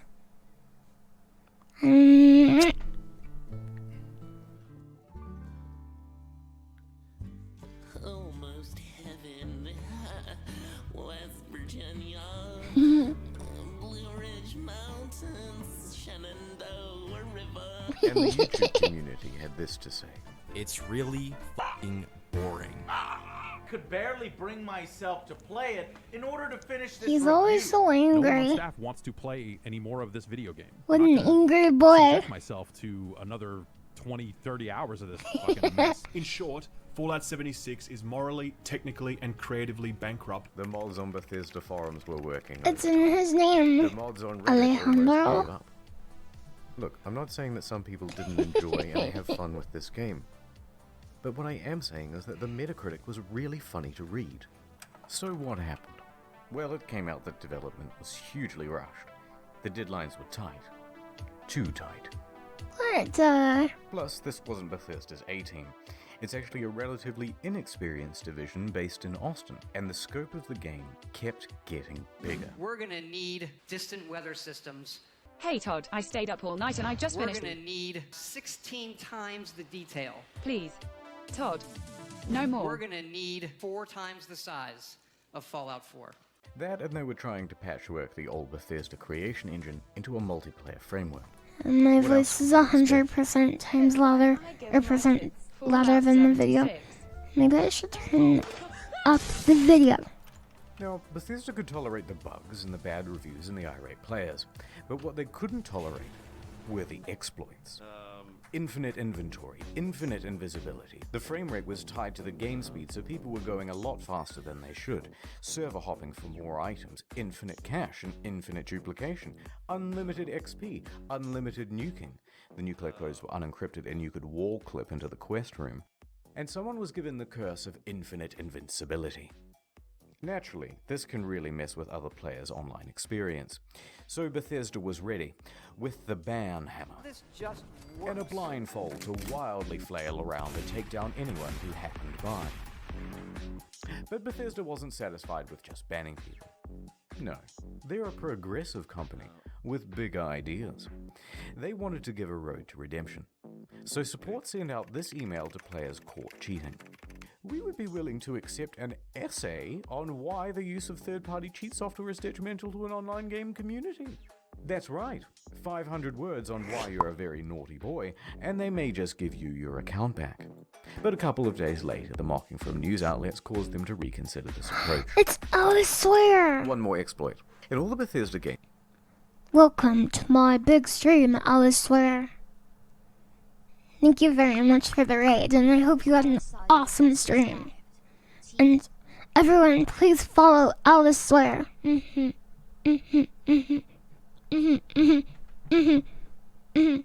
Alice and the T-Squad. How's being reacting, Andrew? Going pretty good, but I'm kind of sleepy. I'm not sure why I'm so sleepy today, but I tried to open a zoo, and I wanted it to be all frogs in my zoo. But I couldn't do that. They kept giving me rabbits and geese. And so I stopped.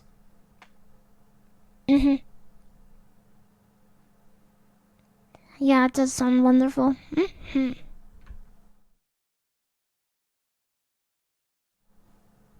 Thank you very much, and thank you for subscribing for 27 months.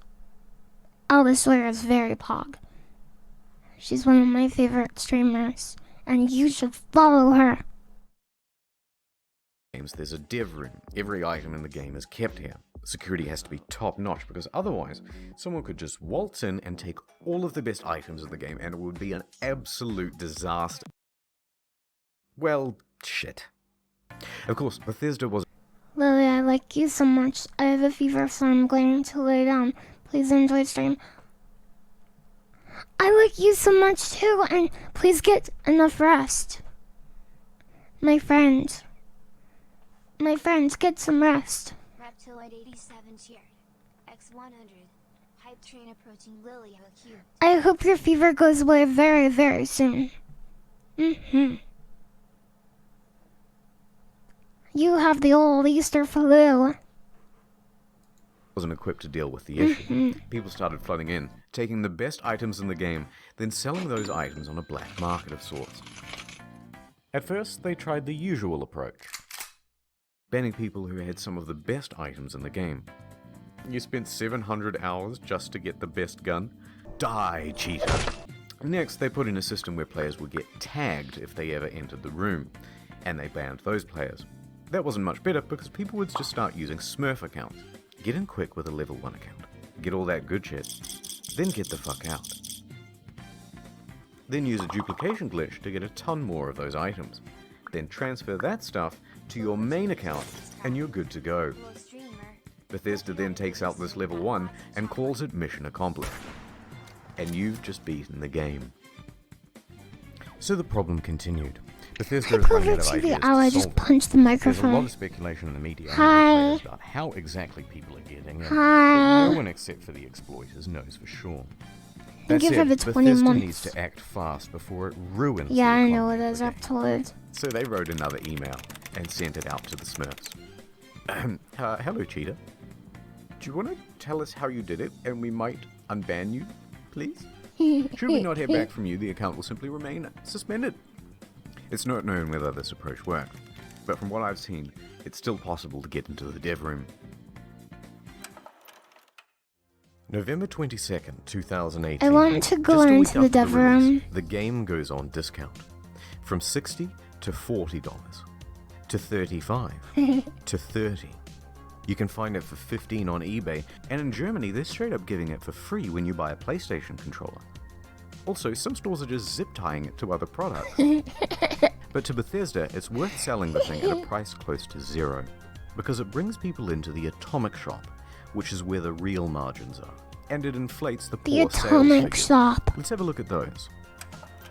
The latest figures show 76 sold less than a sixth of what Fallout 4 did. Not good. There's also been a massive oversupply of hard copies. I always hear the best Fallout is New Vegas. But I think Fallout 4 looks pretty good. I haven't played it. Although what's the point of a hard copy? But I would. It's just a cardboard disc telling you to redeem an online code. And while sales are low, returns are high. Immediately upon release, people began asking Bethesda for a refund. 76 is not on Steam, it's on Bethesda's own platform, so they have all the control. If players only played the game for a few hours, then generally they'd get their money back. However, it came out that people were sometimes getting refunds after a full 24 hours of play. Quite generous. But then word about this spread to forums. Then to Reddit, and a post got 12,500 upvotes informing people that this made pretty much everyone eligible for a refund, and the comments told them exactly how to do it. Bethesda was flooded with requests for refunds. And their response? Shut it down, lads.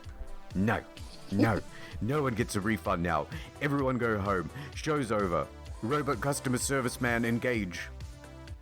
Customers who have downloaded the game are not eligible for a refund. We apologize for the inconvenience. Die. A few things followed. First, people got mad. One hardcore gamer even trashed a GameStop for refusing his refund.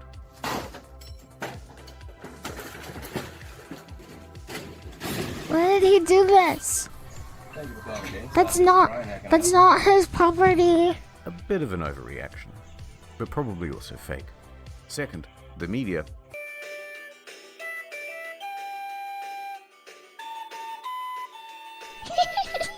And third, a class action lawsuit.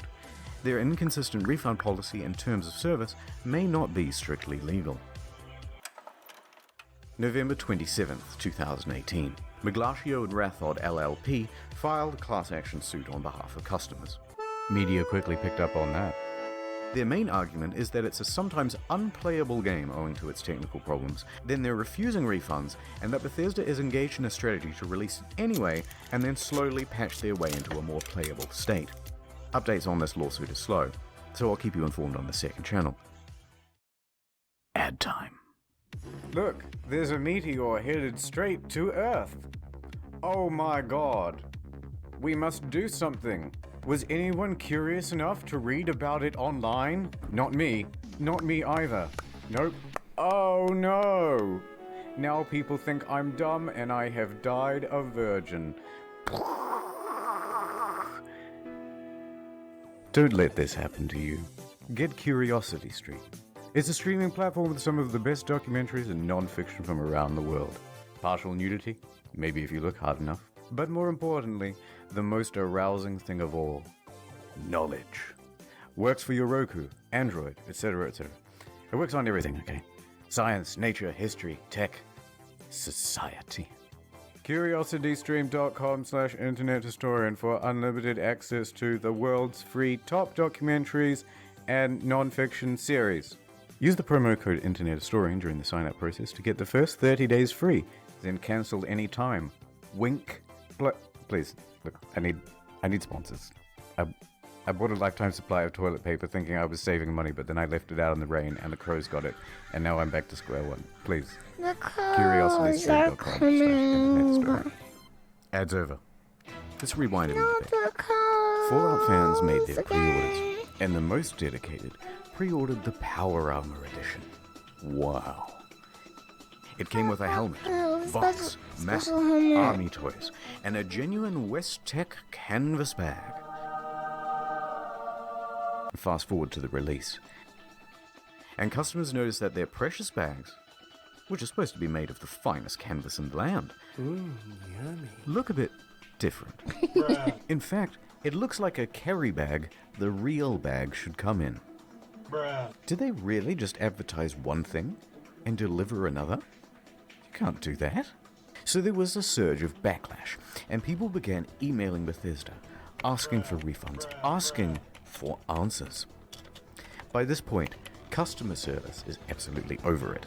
They are done with the facade, and they send this email in response. Hello. We are sorry that you aren't happy with the bag. The bag shown in the media was a prototype and was too expensive to make. We aren't planning on doing anything about it. That's the whole email. Staff at Bethesda aren't even hiding their contempt anymore. Naturally, the internet goes...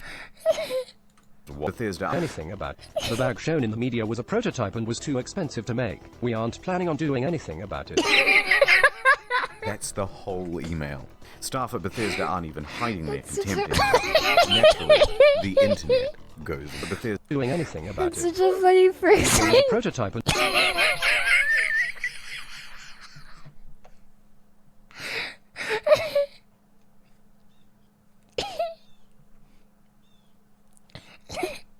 They could have said it slightly different, and it would have sounded way better. Sorry you hate our product. We don't care. deal with this. And was too expensive to make. We aren't planning on doing anything about it. That's the whole email. Staff at Bethesda aren't even hiding their contempt anymore. Naturally, the internet goes wild. Are you fucking kidding me? Wow. Wow. Well, I got so mad, I shaved everything off my face. Okay guys, this is a bit of a PR nightmare. We have to quell the outrage. What do? Well, we've got this in-game currency. Let's just give them the minimum amount of that. I bet you they made that in-game currency based on Grand Theft Auto's in-game currency, like the shark cards. I bet they were like, hey, we can make a ton of money by using these. Fantastic idea. Hear ye. Anyone who paid $200 to $300 for the Power Armor Edition is hereby entitled to $5 worth of in-game currency that you'll be able to spend with us. 500 atoms? Fuck yeah! What are you gonna do with your atoms? I'm gonna buy 5/18 of the white paint version of the Power Armor. Whoa! What about you? Lightwood laminate, lightwood laminate, lightwood laminate. Fuck the bag! He's right! Fuck the bag! Lightwood laminate, lightwood laminate, lightwood laminate, lightwood laminate, lightwood... Of course, this was Bethesda's fantasy of what would happen. What really happened is further outrage, and even the media started piling on. Almost heaven, West Virginia. It even became part of that class action lawsuit from earlier. Bethesda put out a tweet apologizing for their curt customer service and gave a different excuse for why they didn't make the bags. A shortage of material, apparently. That was quickly debunked. Because it turns out they did make the canvas bag, except they gave them all out to influencers. Oh dear. It's not the same one, of course, but it's sourced from that ever-scarce material, canvas. But what's more amusing is that it turns out there is a canvas bag in the game. If you don the postman's outfit, which of course can be found at the Atom Shop, for 700 atoms. Ooh, just short. Well, the bleating from the online community continued, and Bethesda's lawyers realized there would be trouble, so they decided to capitulate. Alright, fine, we'll make your precious fucking bag. If you want to claim it, you'll have to fill out this form with your name. This is like the stupidest non-issue ever, in my opinion. Who cares about the bag? Personal details, address, etc. Were people buying this pack because of the bag? Is that what people are mad about? The bag? The helmet? But they like the helmet, right? I think they liked the helmet and they were just like, the bag is the wrong material. I mean, it was theirs, yeah, but it's just like a... The thing that was advertised to them is not that good looking anyway. That's just my opinion, I guess. A week later, on November 21st, an email comes through. There's a delay. Things aren't up to the usual Fallout standard, they say. It's the principle of the matter. That makes sense. Fallout standard. Cause they did pay for it. All of this just works.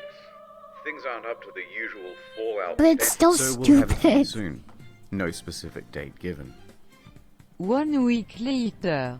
Nothing. Then on December 5th, another email. Good news. We start shipping on December 12th. That's true. It's been nearly 3 months since They the should have pre-order, delivered but on as a it. show of good faith, we made this promotional video. Oh, did I skip over it? I And didn't this is mean where- to do that. I didn't mean to do that.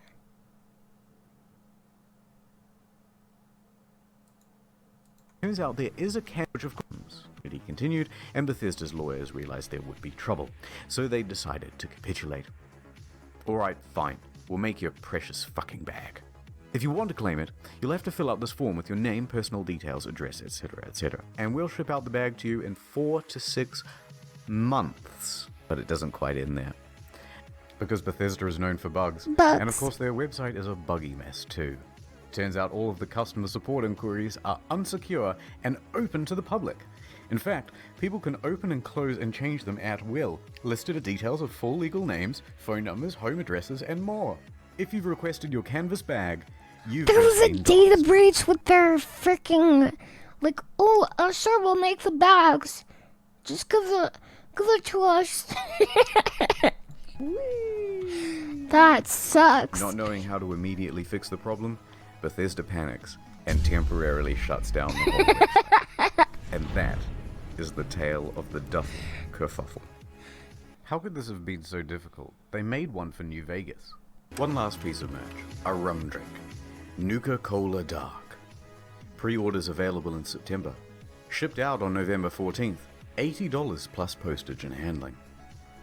Not cheap, but in return you got a very cool bootle. Looks good on the shelf. A great you say a conversation. bootle? You got $1 plus postage and handling. Not cheap, but in return you got a very cool bootle. Bootle. Looks good on the shelf. A great conversation piece with You get a family very over cool Thanksgiving. bootle. Or at least it would have been. November 14th came and went, and there was no rum. Okay. A week later, on November 21st, an email comes through. There's a delay. Things aren't up to the usual Fallout standard, they say. The usual Fallout standard. All of this just works. Things aren't up to the usual Fallout standard. So we'll have it for you soon. No specific date given. 1 week. It sounds like these issues aren't really with the game itself. And it's mostly like all of the stuff alongside the game was really, really botched. Later. Nothing. Then on December 5th, another email. Good news. We start shipping on December 12th. It's been nearly 3 months since you pre-ordered, but as a show of good faith, we made this promotional video for you. And this is where things went from tardy to retardy. Right there. Did you catch that? That's just a regular industry bottle and a plastic shell. We paid $80 and waited a quarter since you pre-ordered. But as a show of good faith, we made this promotional video for you. And this is where things went from tardy to retardy. What the heck? Did you catch that? That's just a regular industry bottle and a plastic shell. We paid $80 and waited a quarter of a year for a plastic shell? People were not happy. Look at that ratio. Nothing in the marketing said that it was a plastic shell. Super premium, we were promised. And the media agreed. Whoa. People began cancelling their orders. No! Silver Screen tries to convince people that it's not cheap and shitty. It actually costs us twice as much to make the plastic one than the glass one. Then what the fuck? We spent 100 hours coding the design. Why did they do this? Convincing stuff. So it arrives, just a few days before Christmas. I don't The rum is understand. about the quality you'd expect. Can I swear on this? It's my own show. Worse is the design. The oversized lip means liquid can pour inside the shell. Worse than you'd expect. The rum is about the quality you'd expect. Can I swear on this? It's my own show. Worse Such is a the funny design. reaction. The oversized lip means liquid can pour inside the shell. Oh, you can't even pour it. You can't even pour it with the shell. So what does the bottle actually look like? I wish I could see it. Oh, it's just like a glass. I guess it's just a glass bottle. Dribbly? So you're best off opening the whole thing up so that Standard it's spilling. poodle. If you do that, there's a good chance that you'll snap the flimsy plastic. Any liquid will immediately ruin this cheap paper sticker. Some made their own at home and the quality was about on par. But look, if you do want a decent version of this product, there are reputable sellers of them. They're on Etsy. They're far cheaper. Oh, and those they are actually cool. give a shit. Not gonna lie though, some of the memes that came out of this were pretty good. Now, many claim that this was an honest mistake. Sorry. Or that customers were at fault for misinterpreting ambiguous marketing. I disagree. All of the marketing shows other glass items. All of the mock-ups show something more akin to frosted glass than plastic. They give plenty of descriptions of the cups, show something more akin to...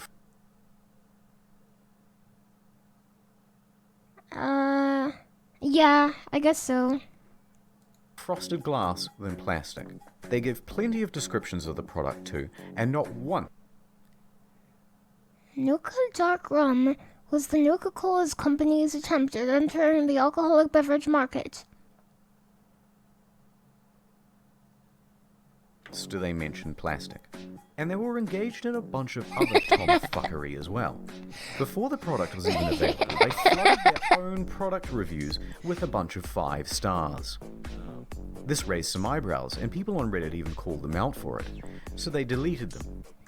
You can see all this activity on the Wayback Machine. Now, if they're happy to deceive people in this way, it seems silly to give them the benefit of the doubt about the glass. It's also worth quickly talking about the Bethesda merch store. Some of these items are pretty neat. That's cool. Good idea. I'd have that. Fallout 76 pant. Single. But why is he so mad? The photography is all just slightly cool. I love it when he Good says idea. stuff in a funny voice. He has a really good way of punctuating like jokes with just a tone. I'd have that. Fallout 76 pant. Pant. Singular. But why is he so mad? The photography is all just slightly off. This gaudy jacket was mocked relentlessly on social media. Yeah. But does the $76 and $276 really make it more immersive? And why did they just toss it on the ground? And it comes in this crumpled up toddler body bag. You're talking about hundreds of thousands of dollars in merch and you don't have an eye on? Why is she wearing the size XXL? She's clearly not happy about it. But who looked at this and said, good job? It doesn't look print." good. Now that's surprising. You can't say And that. what the fuck? They made the bottle properly. You need to Here, stop. One of those, please. But bigger and brown. Is that so hard? Let's get back to the game. December 2018. There are 2 new patches released that caused quite a stir. For good. For PC, they included a number of quality of life improvements, including push to talk. Ooh. Very nice. But it also brought in field of view sliders. Hooray! Increased stash capacity from 400 pounds to 600 pounds, and a small buff to automatic weapons. Hooray! They decreased the carry weight of bobby pins so it no longer took up 10 to 20% of people's inventory. I got a box of bobby pins the other week that said weigh these. There were also upgrades to the camp that allowed for easier construction, and a bunch of bug fixes. Hooray!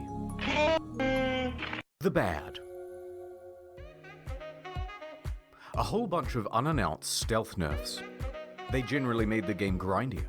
Ammo production was decreased. Fusion cores burnt out faster. Legendary enemies spawned less frequently. That enemy looks so cool. Cores burnt out faster. That's so cool. That's like a freaking Tarrasque. What the heck? Legendary enemies spawned less frequently. That's a Deathclaw. I don't know that much about Fallout. I'll fuck you up. And the Legendary backlash was Alpha significant Deathclaw. because everybody knew why Bethesda was doing it. To encourage people to use the Atomic Shop.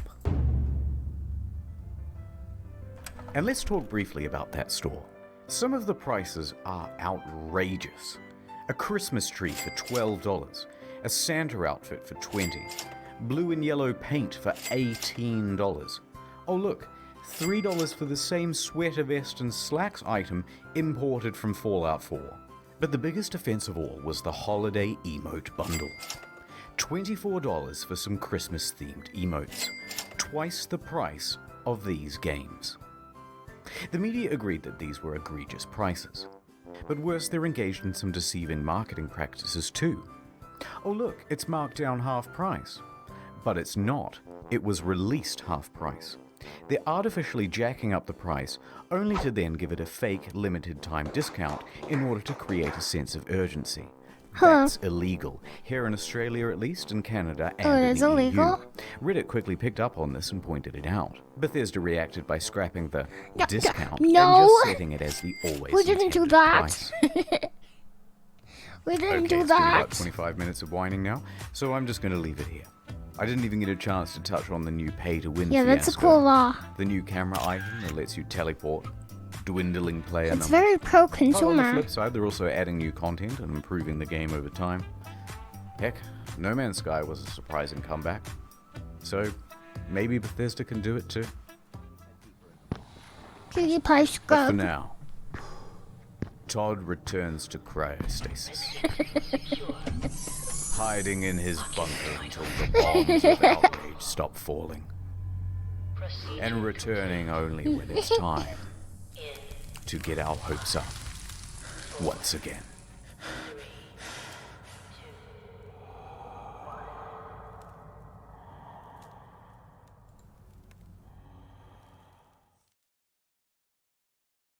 CuriosityStream.com/internethistorian.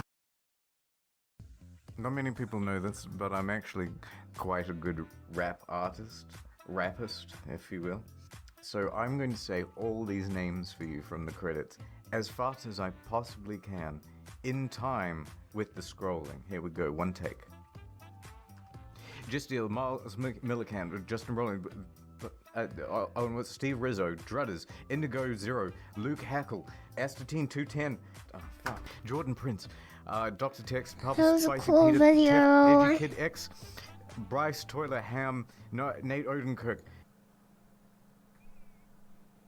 Rapist? What? What are you saying? Did I miss something?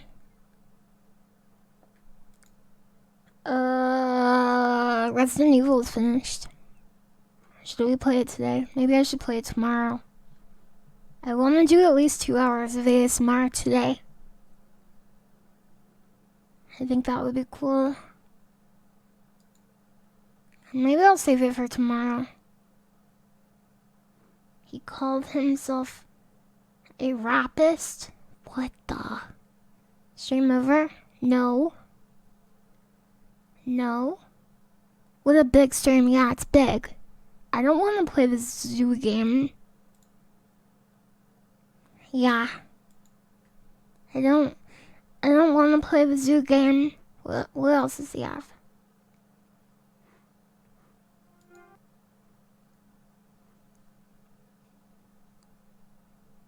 Are there any cool games that I like? Anything?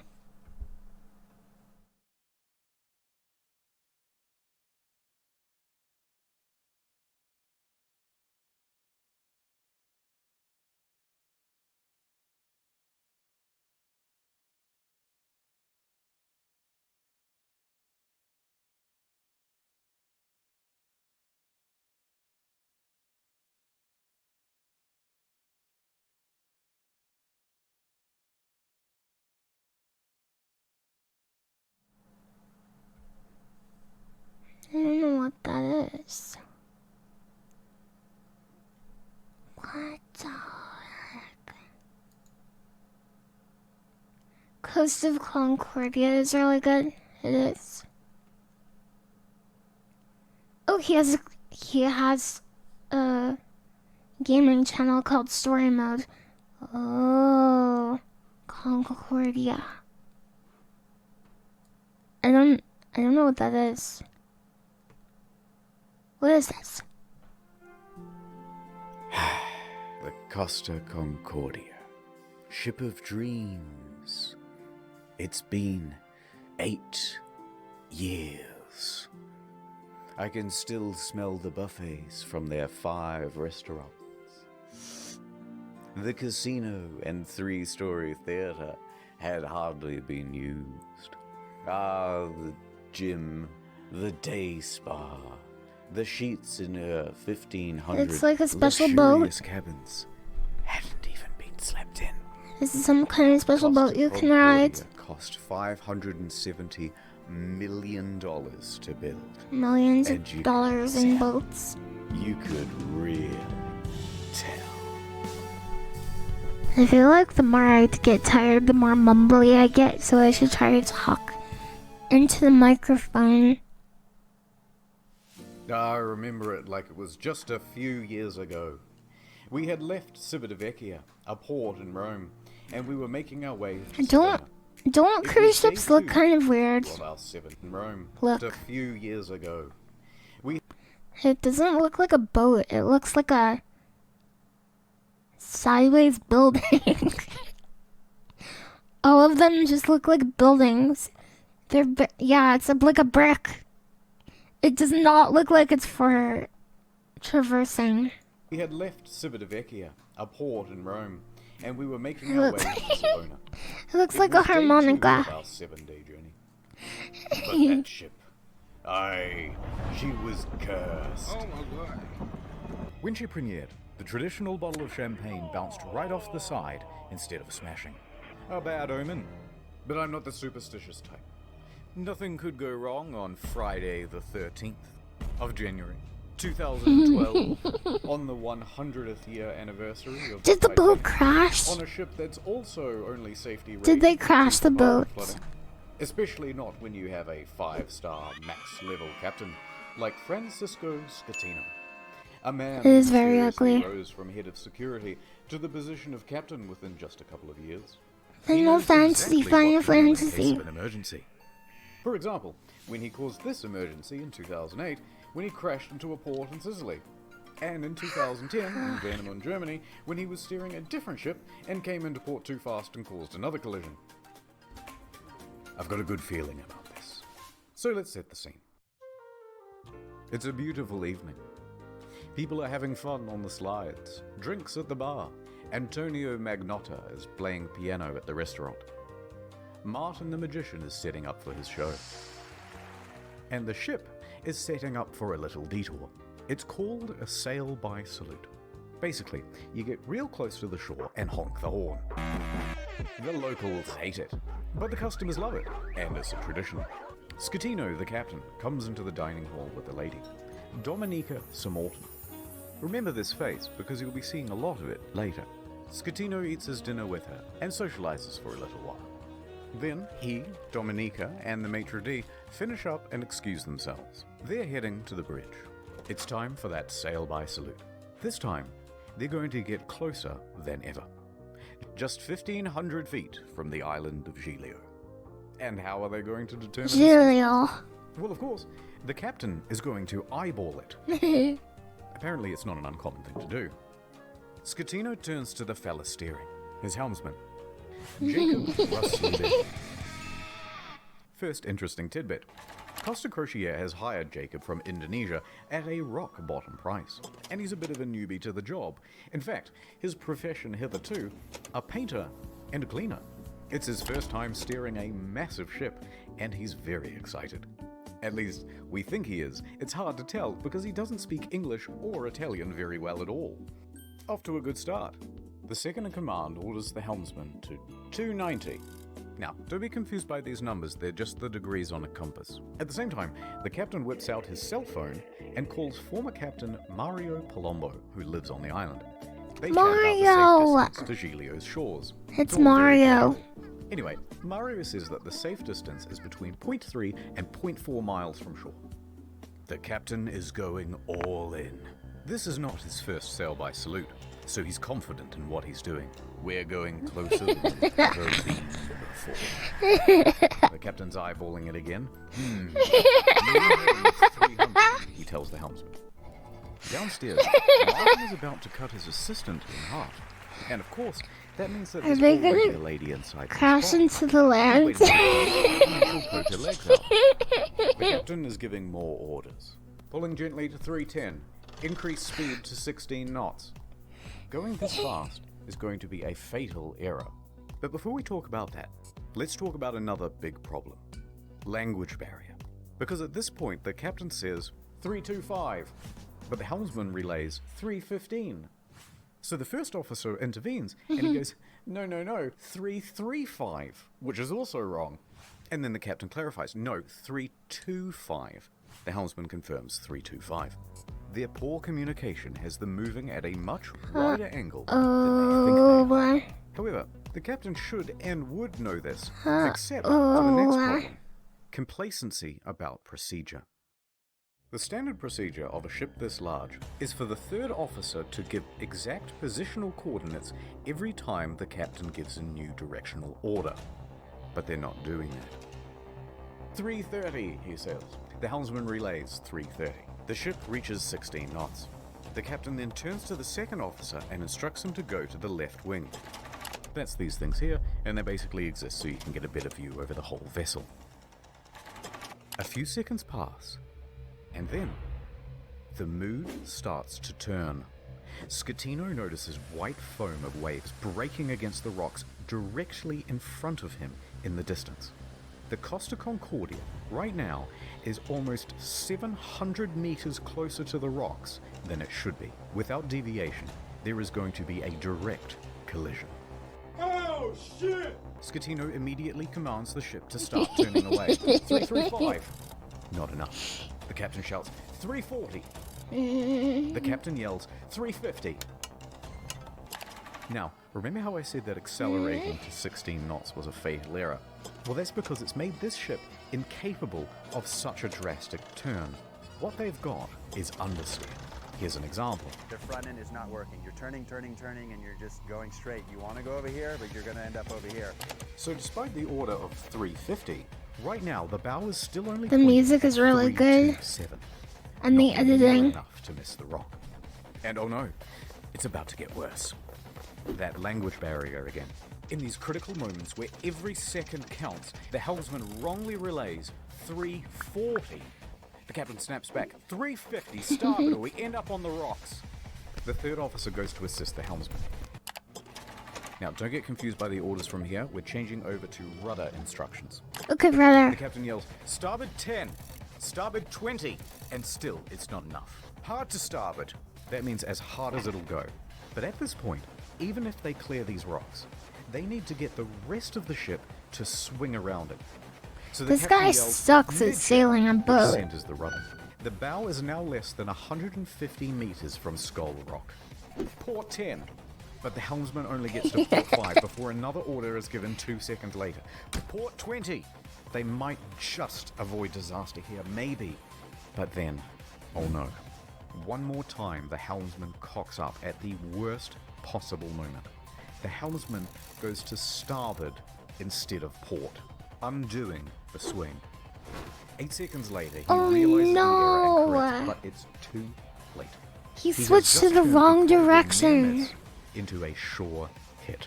All they can do now is hold on as the bow of the ship narrowly passes by the rock. Oh Hard to no! port.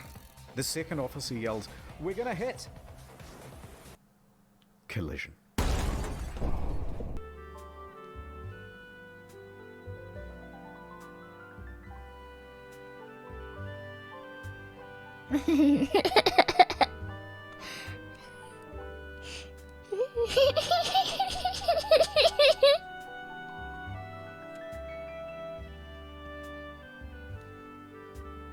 All the jokes and spaghettios, no! No! No, you can't! Downtown, Nordtown. It's day 56. Oh, those are the playing Russian Sims. roulette. Seems I never win. Gonna drink all by yourself? Somebody has to. I hear you're a man who's good at finding folks. I'm many things. I'm looking for this fella. I gots to find him. It's breaking my little heart. I'll see what I can do. I Hi. have contacts in thousands of servers in dozens Hi. of countries across the globe. And just like that, she was gone. The only thing she left was a calling card. Sometimes when you follow a case, it follows you back. NordVPN can protect my online data. But who can protect me from myself? When they said this job gets easier, it was just another lie. Forensics found his password spread all the way down the block. In a perfect world, we'd all use NordVPN. But I guess this isn't that kind of story. I took the brakes off my car. Man like me never really learned how to stop. Shut the fuck up. I took the steering wheel out too. I like I let when the he's road trying not take to me laugh. where I'm supposed That's to be. cute. Took the never story. I took the brakes off my car. Man like me never really learned how to stop. I took the steering wheel out too. I let the road take me where I'm supposed to be. Oh no! That's right, Toots. Your husband's dead. Merry Go to nordvpn.com/internethistory for a huge discount on a 2-year plan.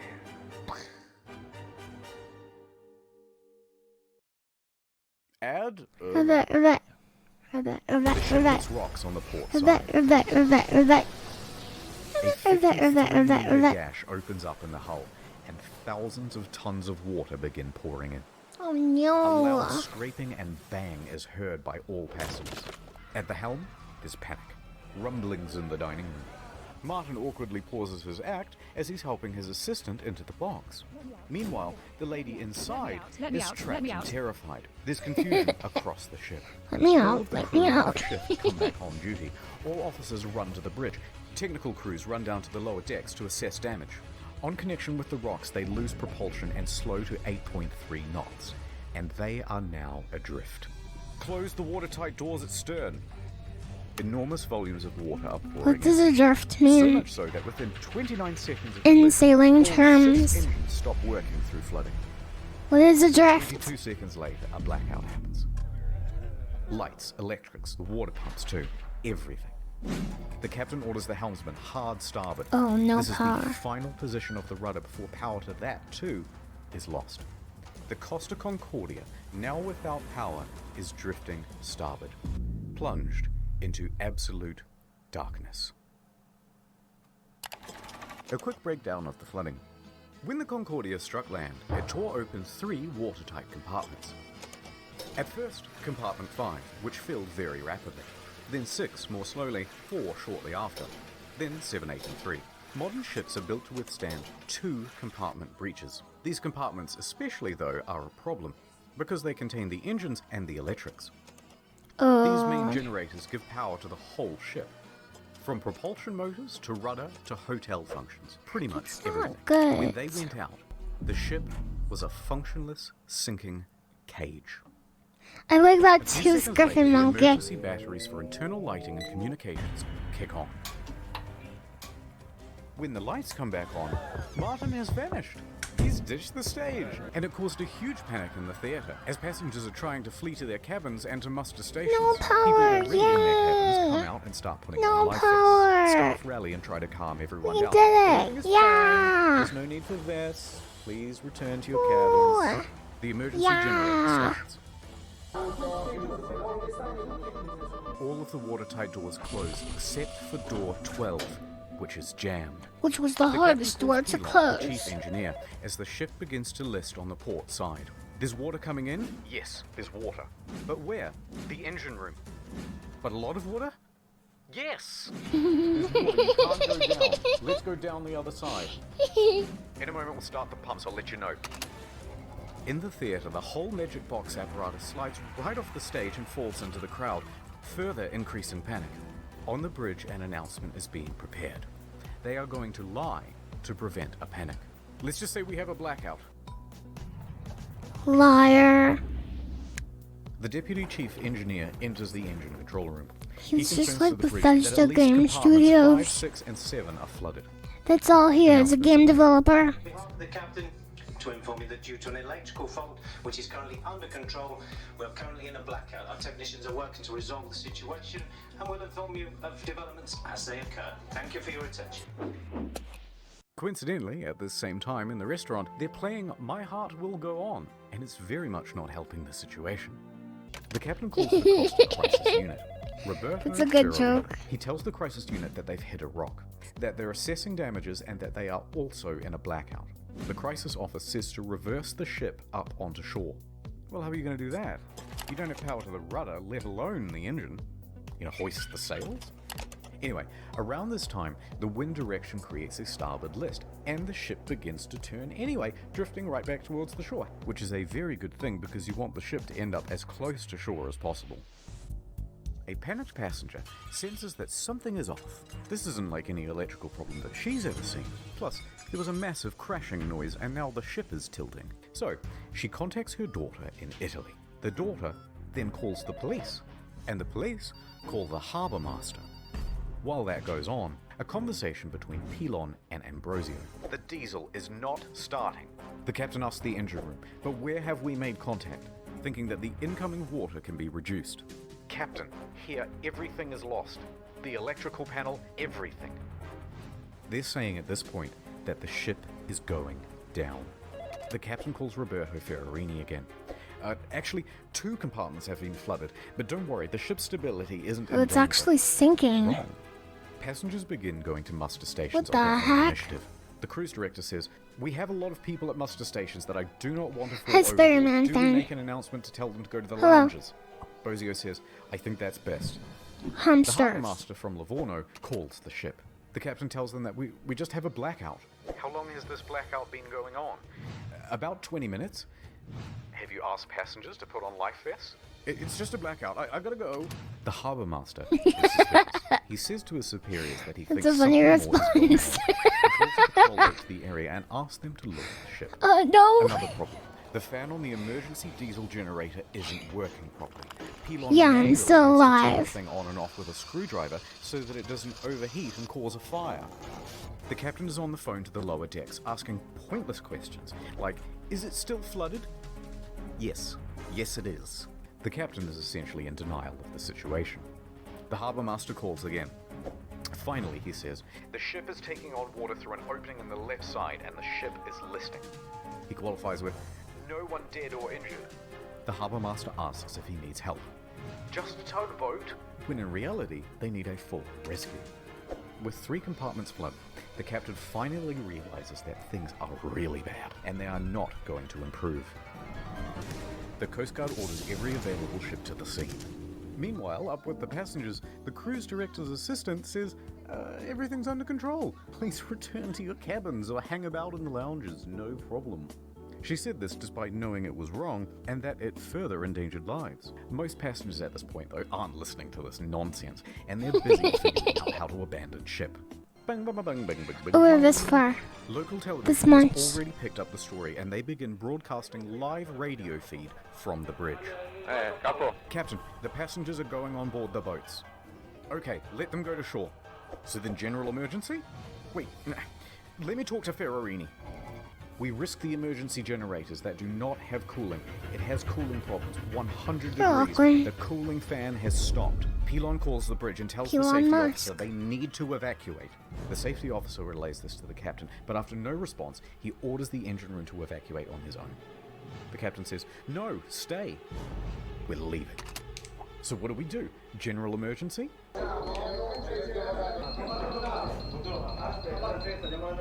The captain tells Ferrarini that he's abandoning ship. Abandon ship! Another announcement is made. Abandoned ship? The situation is under control. Please remain calm. But at this time, proceed to your muster station. They're located outside on deck 4. The Livorno Coast Guard. That would again. suck so Captain much. declares distress. If you were, The Coast Guard imagine officially being calls on for evacuation. vacation and your freaking boat sinks. That would be awful.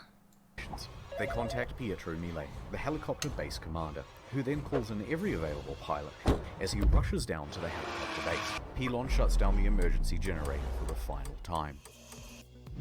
The first rescue vessel arrives. By this point, the lifeboats are already going. Luckily, the ship is very close to shore. Oh, perhaps too close to shore. The ship forcefully runs aground, creating an uneven center of gravity, and it begins heavily listing starboard. The captain issues a general emergency on board. The announcement to abandon ship is finally called and alarms ring out, and with that comes panic. And now that they're listing, with many of the lifeboats too awkwardly positioned to enter the water, there aren't enough readily available and they have to start going back and forth to the shore, picking people up and dropping them off. The patrol boats report to the Livorno harbour master that the ship has run aground and is listing heavily. So the harbour master asks the captain about it, and the captain says, no, the ship is still floating. In fact, we're trying to maneuver it onto the shore. They know he's No, lying. stop being so cringe. The captain then says to bottom out the starboard anchor. So they drop out the anchors, but let out too much chain, effectively rendering them useless. The deputy mayor of Giglio, Mario Pellegrini, and tobacco shop owner Giovanni Rossi arrive at the harbour. They watch the scene unfold. As the first of the lifeboats arrive on shore, the deputy mayor takes the initiative and races to board one of the lifeboats, returning to the ship, and starts trying to find someone in charge. He gives up and starts helping passengers. Scatino tells everyone to leave and take radios, but not before changing out of his uniform and into a nice suit. Priorities. Dimitri Christidis and Sylvia Koronica leave with him. The maitre d' and Samor can both get out of there. By this point, approximately 300 people Oh, are it's on still its the side. ship. Millet reaches the helicopter base. The first helicopter, a slow-moving Augusta Bell, was already rising from the tarmac for the hour-long flight south. Bozio is the last crew member left on the bridge, coordinating evacuation. He then leaves to help passengers board lifeboats. The Actual bridge is now hero. abandoned. And then, the He's a ship's hero. black box stops working. Apparently there were technical problems with it. That means, from here, things are going to get a little foggy in detail. A while later, rescue helicopters arrive, but they're struggling to find the ship because they're expecting it to still be well above water. I don't have a pet. Passengers are No. scaling down the port side by ladder as lifeboats return to pick them No. up. This is no joke. Oh my goodness. It was no joke, mi amor. Yes, pet honeybees. Pet honeybees. You're not allowed to make a film movie. I'm allowed. Who say you are? A second helicopter, a faster model, sets off. The ship stops healing and comes to a final resting place. Now the Coast Guard calls the captain because he's just learnt that the captain has abandoned ship. The captain claims, no, actually I slipped and I fell into one of the lifeboats. Ooh, I'm a klutz. But now that I'm on board, I may as well head back to shore. DeFalco tells the captain to get the fuck back on board. And the captain kind of acts confused and then effectively refuses. So the captain makes it to shore. From here, we only have mainstream news reports to rely on, so it's not going to be super accurate. But they say that Giglio's police chief then finds 110 survivors on the rocks at Point Gabbianara. And among them is the captain. It's not known whether the That's captain him, helped the anyone captain. while he was there. And in fact, the police chief claimed that he just sat on the rocks and watched other people do the rescuing. Is he gonna go to Giga jail? A while later, a rescue boat picks up the captain and takes him to the harbour. He speaks to the police. He then finds the ship's onboard chaplain, Father Rafael Molina, and cries to him for about 15 minutes. Then he goes to the harbour master's office to receive probably the biggest dressing down of his Yuri! life. You were playing Resident Evil 4. I'm gonna play that tomorrow. I hope you enjoyed it. Thank you very much for the raid, and I hope you had an awesome stream, Yuri. And everyone, please follow Yuri. She is very cool and a great streamer. Yes, very much. I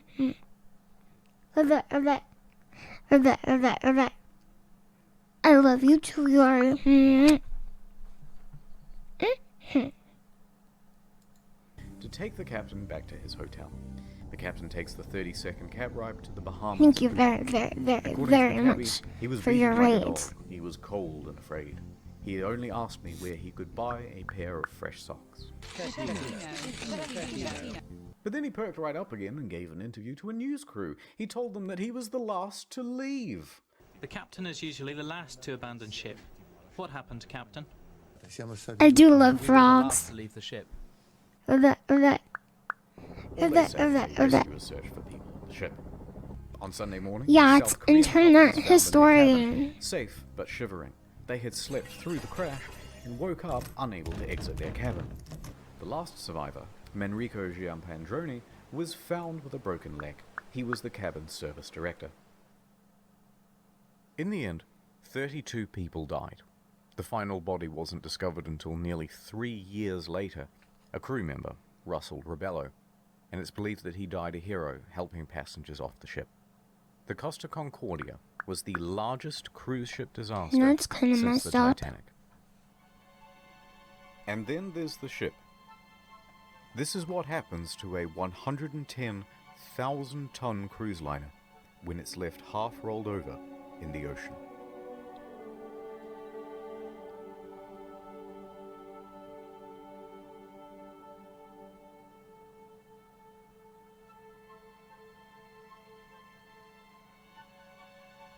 It looks like it's from Alien Covenant or something. Doesn't it? It looks so cool.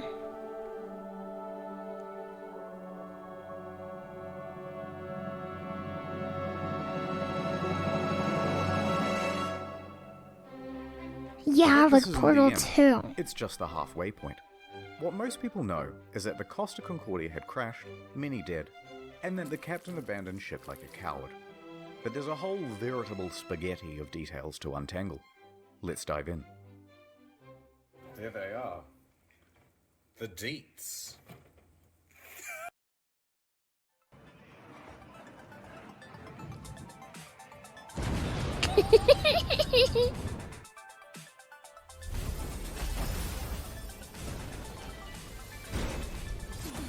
Blue box time. The Costa Concordia was more than just a floating resort. There's a mall, a casino, cha-ching, cha-ching. It had a mall and a casino inside of it. Cash registers and expensive fittings. And there were plenty of gamers prepared to sneak by authorities and try their luck in the hot zone. Within days, police divers reported that valuable items, once seen lying around the ship, were now missing. High-end liquor, expensive furniture, dining sets, cash from the casino. I heard people get really sick on cruise ships. Like there's certain types of diseases that you can get really easily on a cruise ship. Cash registers, jewelry and display cabinets, safes, Japanese woodblock prints by famous 18th century artists, as well as the iconic bell, which hung from the bridge of the ship. It was Ring the never bell, found. Who steals a big fuck-off bell? Even the server admins were getting involved. 4 divers who were part of the company contracted to refloat the Concordia were spotted on CCTV, sneaking out to the ship. A patrol boat was dispatched, and the men were caught inside the fancy suites with rucksacks full of stolen goods. The 4 men were charged with stealing and thieving and pinching. Later on, stolen as well as legitimate items found their way to Amazon and eBay. Chips from the casino, postcards, and cabin access cards became highly sought after souvenirs. It even has a watermark. Some Australian guy even made a listing for the ship itself, advertising it as quiet to collect. And although Let's see there were plenty Paul of Allen's bidders, bell.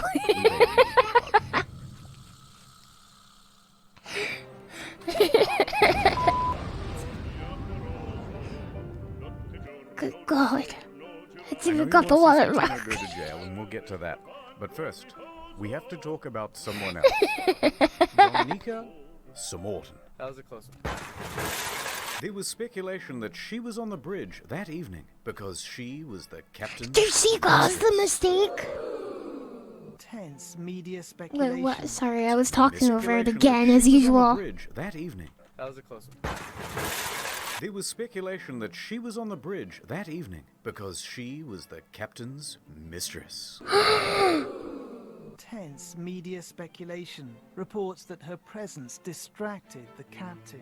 They both denied their love for years and maintained that they were. Although she did later admit to the media that she found him This handsome. isn't even the issue. Who cares? Not.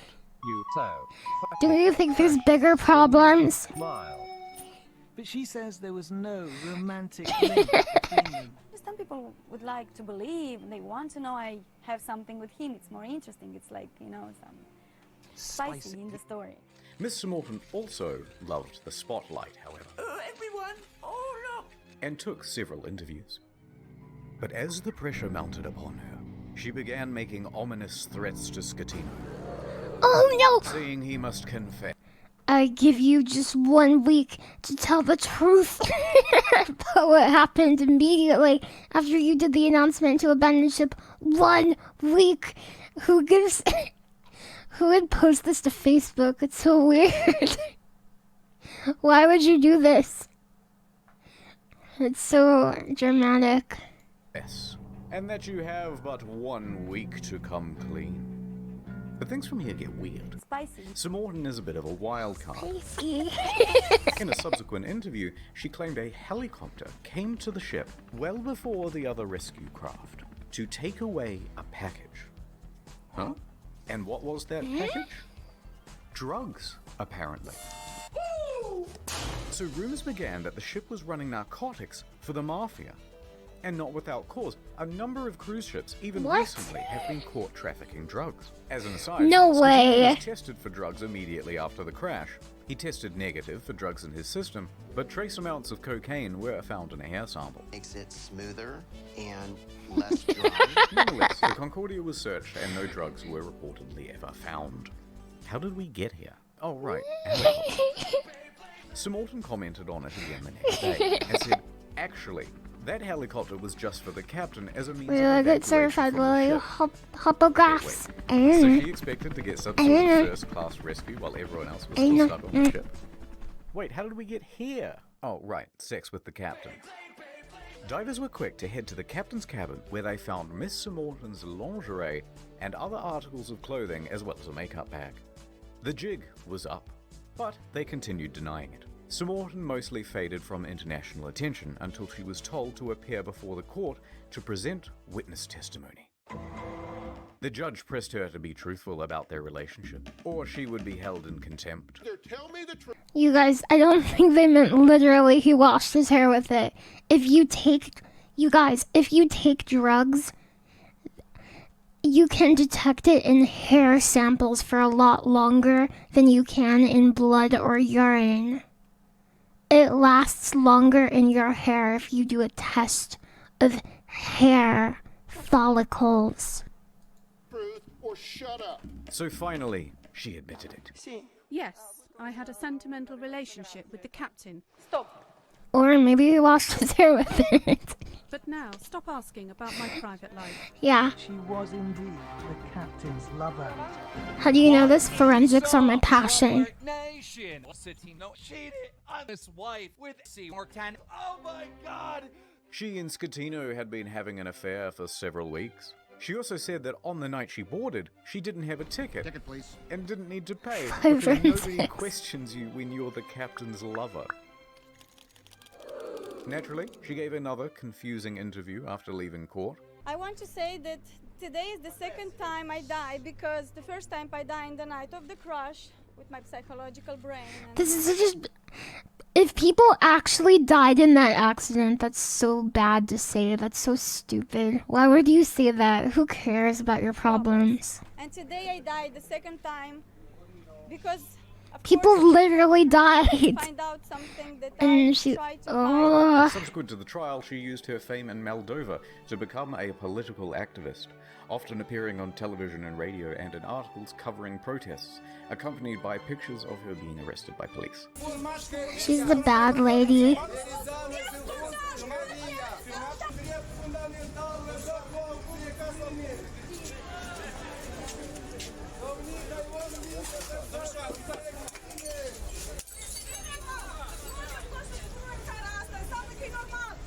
It was some stuff about victims of violence, women's rights, Girl power. yada yada yada, and interestingly, part of a push to block the sale of shares of Moldova's train network to Russia. Sure.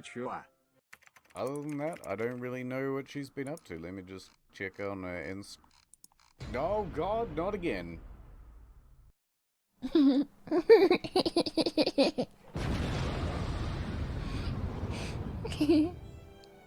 Yeah, this is the Several bad civil lady. suits were quickly lodged against It Costa is. Crociere. It And their is, it parent is. company, Carnival Cruises, immediately saw a share drop of 23%. Passengers sought compensation for their damaged mental health, lost belongings, and loved ones. Either they allowed him to divert from his course, or George they didn't Lucas? know where their billion-dollar ship was. Within a few days, facing financial Is this immediate going to pressure, stop you the from making CEO the next attempted to Star join the Wars? bandwagon against the captain and the crew. That was not the ordinary route that the ship was taking at the time, and was not only taking, but the time the ship was Claiming that the ship was not approved to deviate from the route. But that wasn't true. Approval isn't required if the ship is deviating by less than 15 miles, or that it was against company rules. Also untrue, because investigators found that they didn't have any rules about deviating route, and they tacitly encouraged sail by salutes. Now, in response to the civil suits, Costa Crociere offered passengers €11,000 each as compensation. That's kind of small. 11,000 euros, about $14,000, is the minimum compensation under international law when a ship is abandoned. This was to reimburse them for their tickets, as well as any costs they accrued in having to unexpectedly travel home early. And that was supposed to release them from everything and anything that has to do with this accident. I cannot ask for more than this. A lot of passengers, understandably, were not too happy with this deal, and they refused to take the money. We think Yeah, how much are what tickets? these poor passengers went through. We think that the I'm going to check cruise ship. Cruise ship price tickets. How much? How much? $214 per person per day. How long is a cruise? How long is a cruise?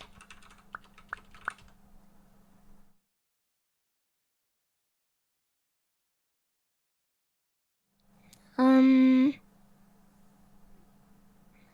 9 days. Like $2,000, $1,800.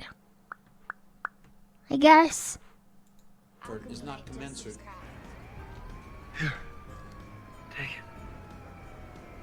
Thank you for the prime sub alchemy night.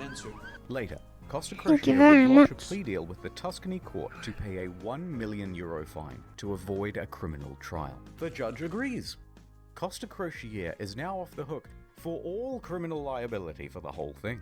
They've washed their hands of the incident and flecked the residual droplets of responsibility onto the faces of 6 staff members.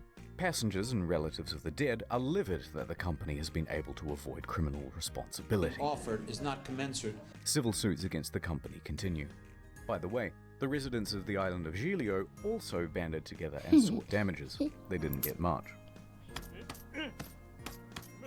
Eventually, passengers who refused the initial compensation of $11,000 joined civil parties against Scatino in his trial in 2015. They were awarded €30,000 each. Other cases, especially those involving lost Kind of fun to relatives, say. are settled for undisclosed amounts. To me, it is.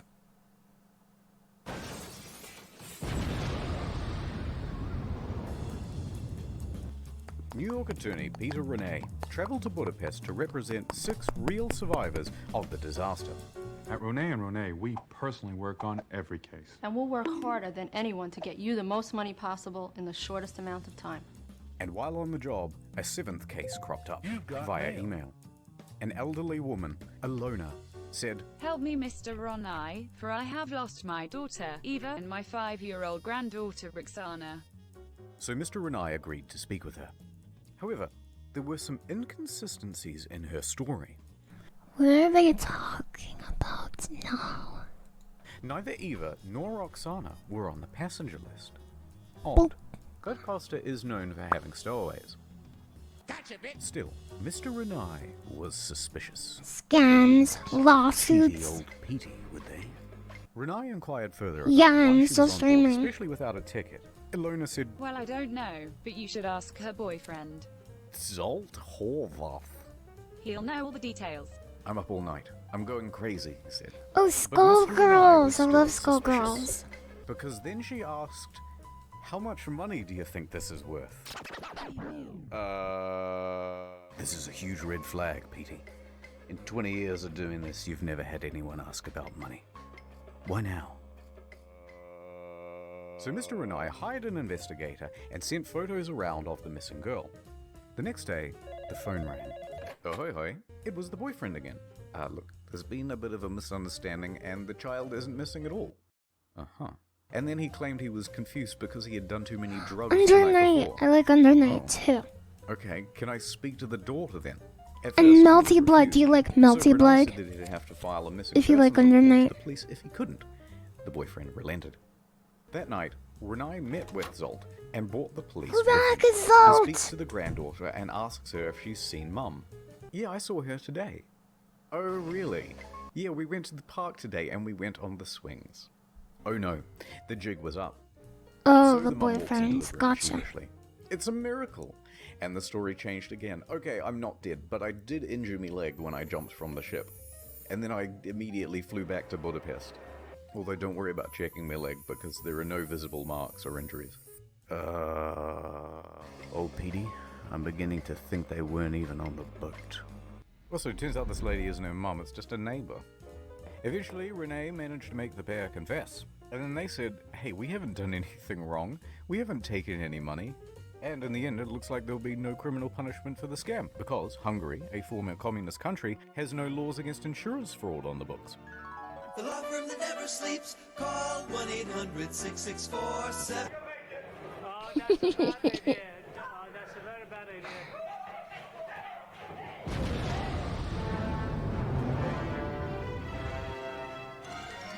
What does that mean? Would you teach me some Italian? Oh, of course. Is that from Shenmue? Get back on board, for fuck's sake. Okay, thanks. Gregorio De Falco, the Shenmue, naval officer who yes. shouted at Scatino to Vada a bordo caso, became a bit of a national hero overnight in Italy. He, like the rest of the world, expected Scatino to go down with the ship.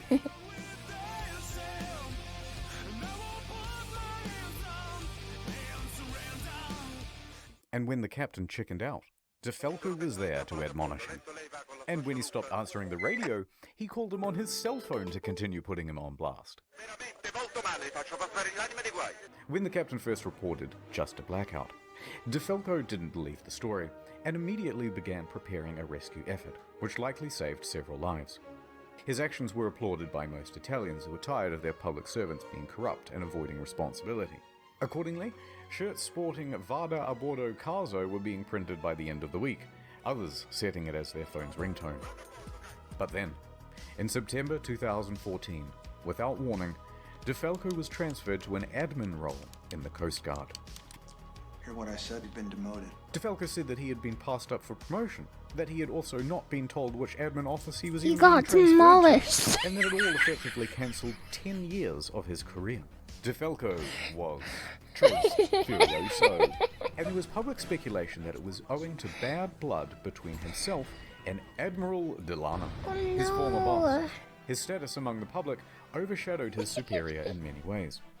On the other hand, his boss said, no, it's part of a normal career progression for naval officers and that he must show more maturity and professionalism to advance his career.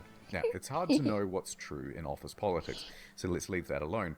And anyway, in 2018, De Falco said buenas noches, ya later, to the Italian Navy to become a politician. In March that year, he was elected to the Italian Senate, serving as a member for Livorno. He still serves there today. I'm the captain now. Goosebumps, goosebumps.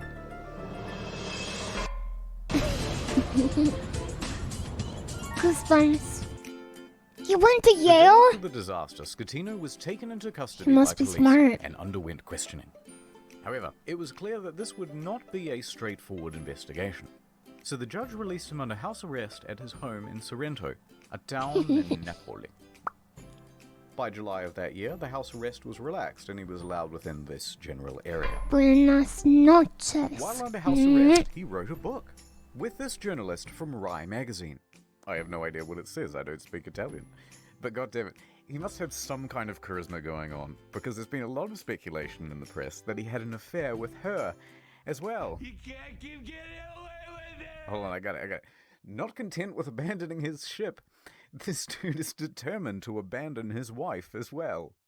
So, Scatino and 5 others are facing criminal charges. Straight away, everyone lodges a plea bargain with the court, and all of those plea bargains are accepted, except for Scatino's. And the condition of everyone's reduced sentences are that they must provide witness testimony against Scatino. He touched me. Ciro, Jacob, and Silvia were all given suspended sentences. Roberto and Manrico are able to opt for community service. What's or a house arrest. suspended Not a bad deal. sentence? Good deal. Good deal. And that meant that Scatino was now all on his I don't know what that means. Ciro, the first officer, was the first to give his testimony. On the witness stand, he claimed that short Scatino was tape. distracted by his mistress and other guests on the bridge. That there was confusion over who was in command. Then it was Jacob's turn, And he said Lamau XD because he didn't actually It bother with means his you don't go to testimony jail or unless his you break reduced a law in a sentence. He time just fled the period. country. Oh. It took authorities 12 months to eventually track him down on the outskirts of Jakarta. And when they said, "Oi, we still want that witness testimony," he just scalped it again. And he hasn't been found since. After that, Does Ferrarini Italy gave have his a corrupt testimony, then justice system? You guys? It sounds like it might. Look, we don't have time Yes, to relitigate the okay. whole trial, so let's just go straight to the verdict. Guilty!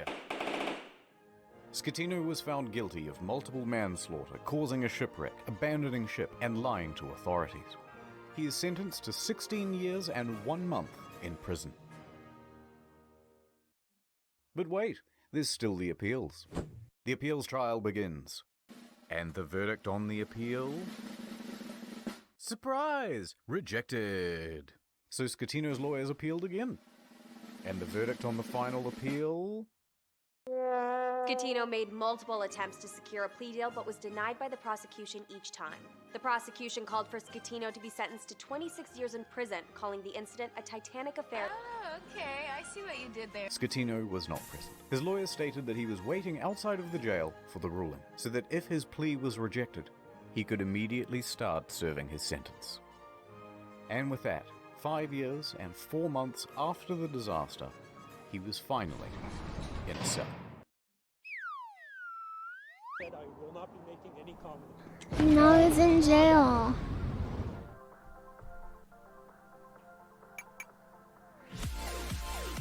He crashed the yacht. The salvage operation was enormous. It took over 2 years and cost an estimated $1.2 Do you remember billion. when Linus Tech Tips got his YouTube channel hacked? And it started showing crypto and then it got deleted? Beginning in early 2012, they first spent 2 months pumping fuel from the ship's tanks. At the same time, Yeah, they had to pump whopping 2 seawater weeks in ago. so that the That's like ballots an will eternity infect in and keep internet sliding around. time. In early 2013, a platform was built under the ship to prevent it from falling further. Sponsons were then attached to the sides of the ship. How would a guy like that get hacked? The reason why they got hacked is because, so they got sent an email and it had an attachment, and yeah, it was a sponsorship email, and it had a PDF, and they opened the PDF, and they're like, oh, this is our evil PDF, and it took over his computer. The end. And cables attached to the underwater platform. The sponsons were then dragged underwater and opened up to allow the ocean to fill them. The ship could then roll over properly. By late 2013, the ship was upright once more. The sponsons were then attached to the side of the ship to help keep it balanced. Lightning Bugs, thank you very much for the 39 months at tier 3. Very pog. Thank you for supporting me. Thank you for supporting me. Now rested partially above water and crews could walk around safely. By July 2014, the water was removed from the sponsons and compressed air was pumped in to lift the ship. And she was ready to cruise again. This time to a port in Genoa. It was a 4-day towing journey to the docks where a 2-year process of dismantling and recycling would begin. That same weekend of the towing, Schettino was busy. He was the guest of honor at a white party on an island in the Bay of Naples. He appeared on the front page of a local newspaper, flanked by 2 of Italy's most eligible bachelorettes.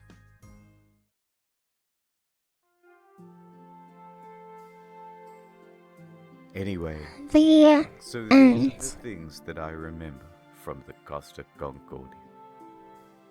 That sweet maiden of the sea. And as for you, little fella,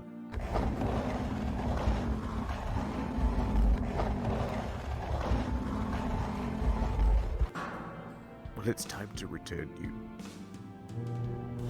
from whence you came.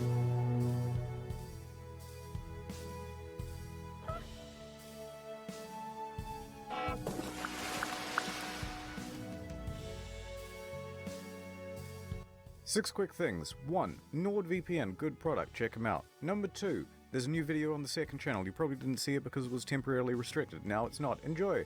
3. If you've never seen the second channel before, give it a go. It's a different type of content, but we put a lot of production into it. It's not just offcuts. 4. There are a couple secret channels as well, but I ain't telling you where they are. 5. No more 45-minute videos on the main channel. Back to 10 to 15 minutes and more of them. 6. There's a Q&A coming out next week in incognito mode.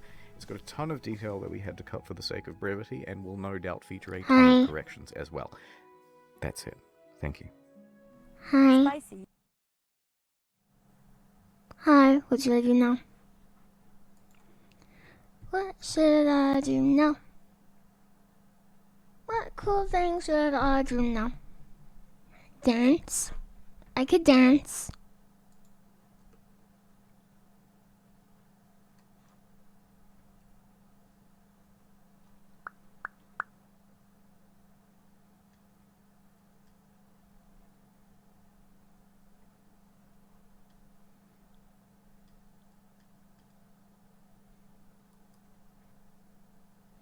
Yeah.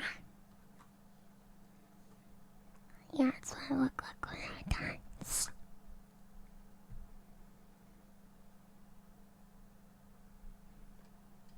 This is what I look like. I'm kind of tired.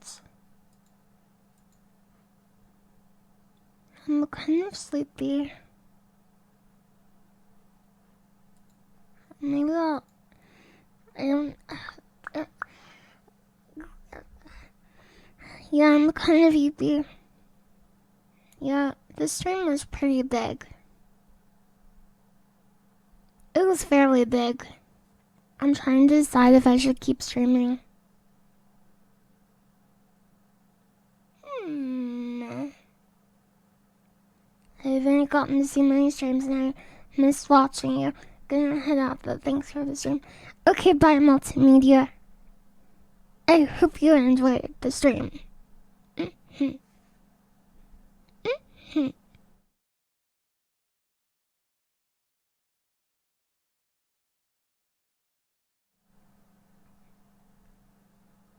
Yes, very cozy. Yes. Maybe I should do an ASMR stream.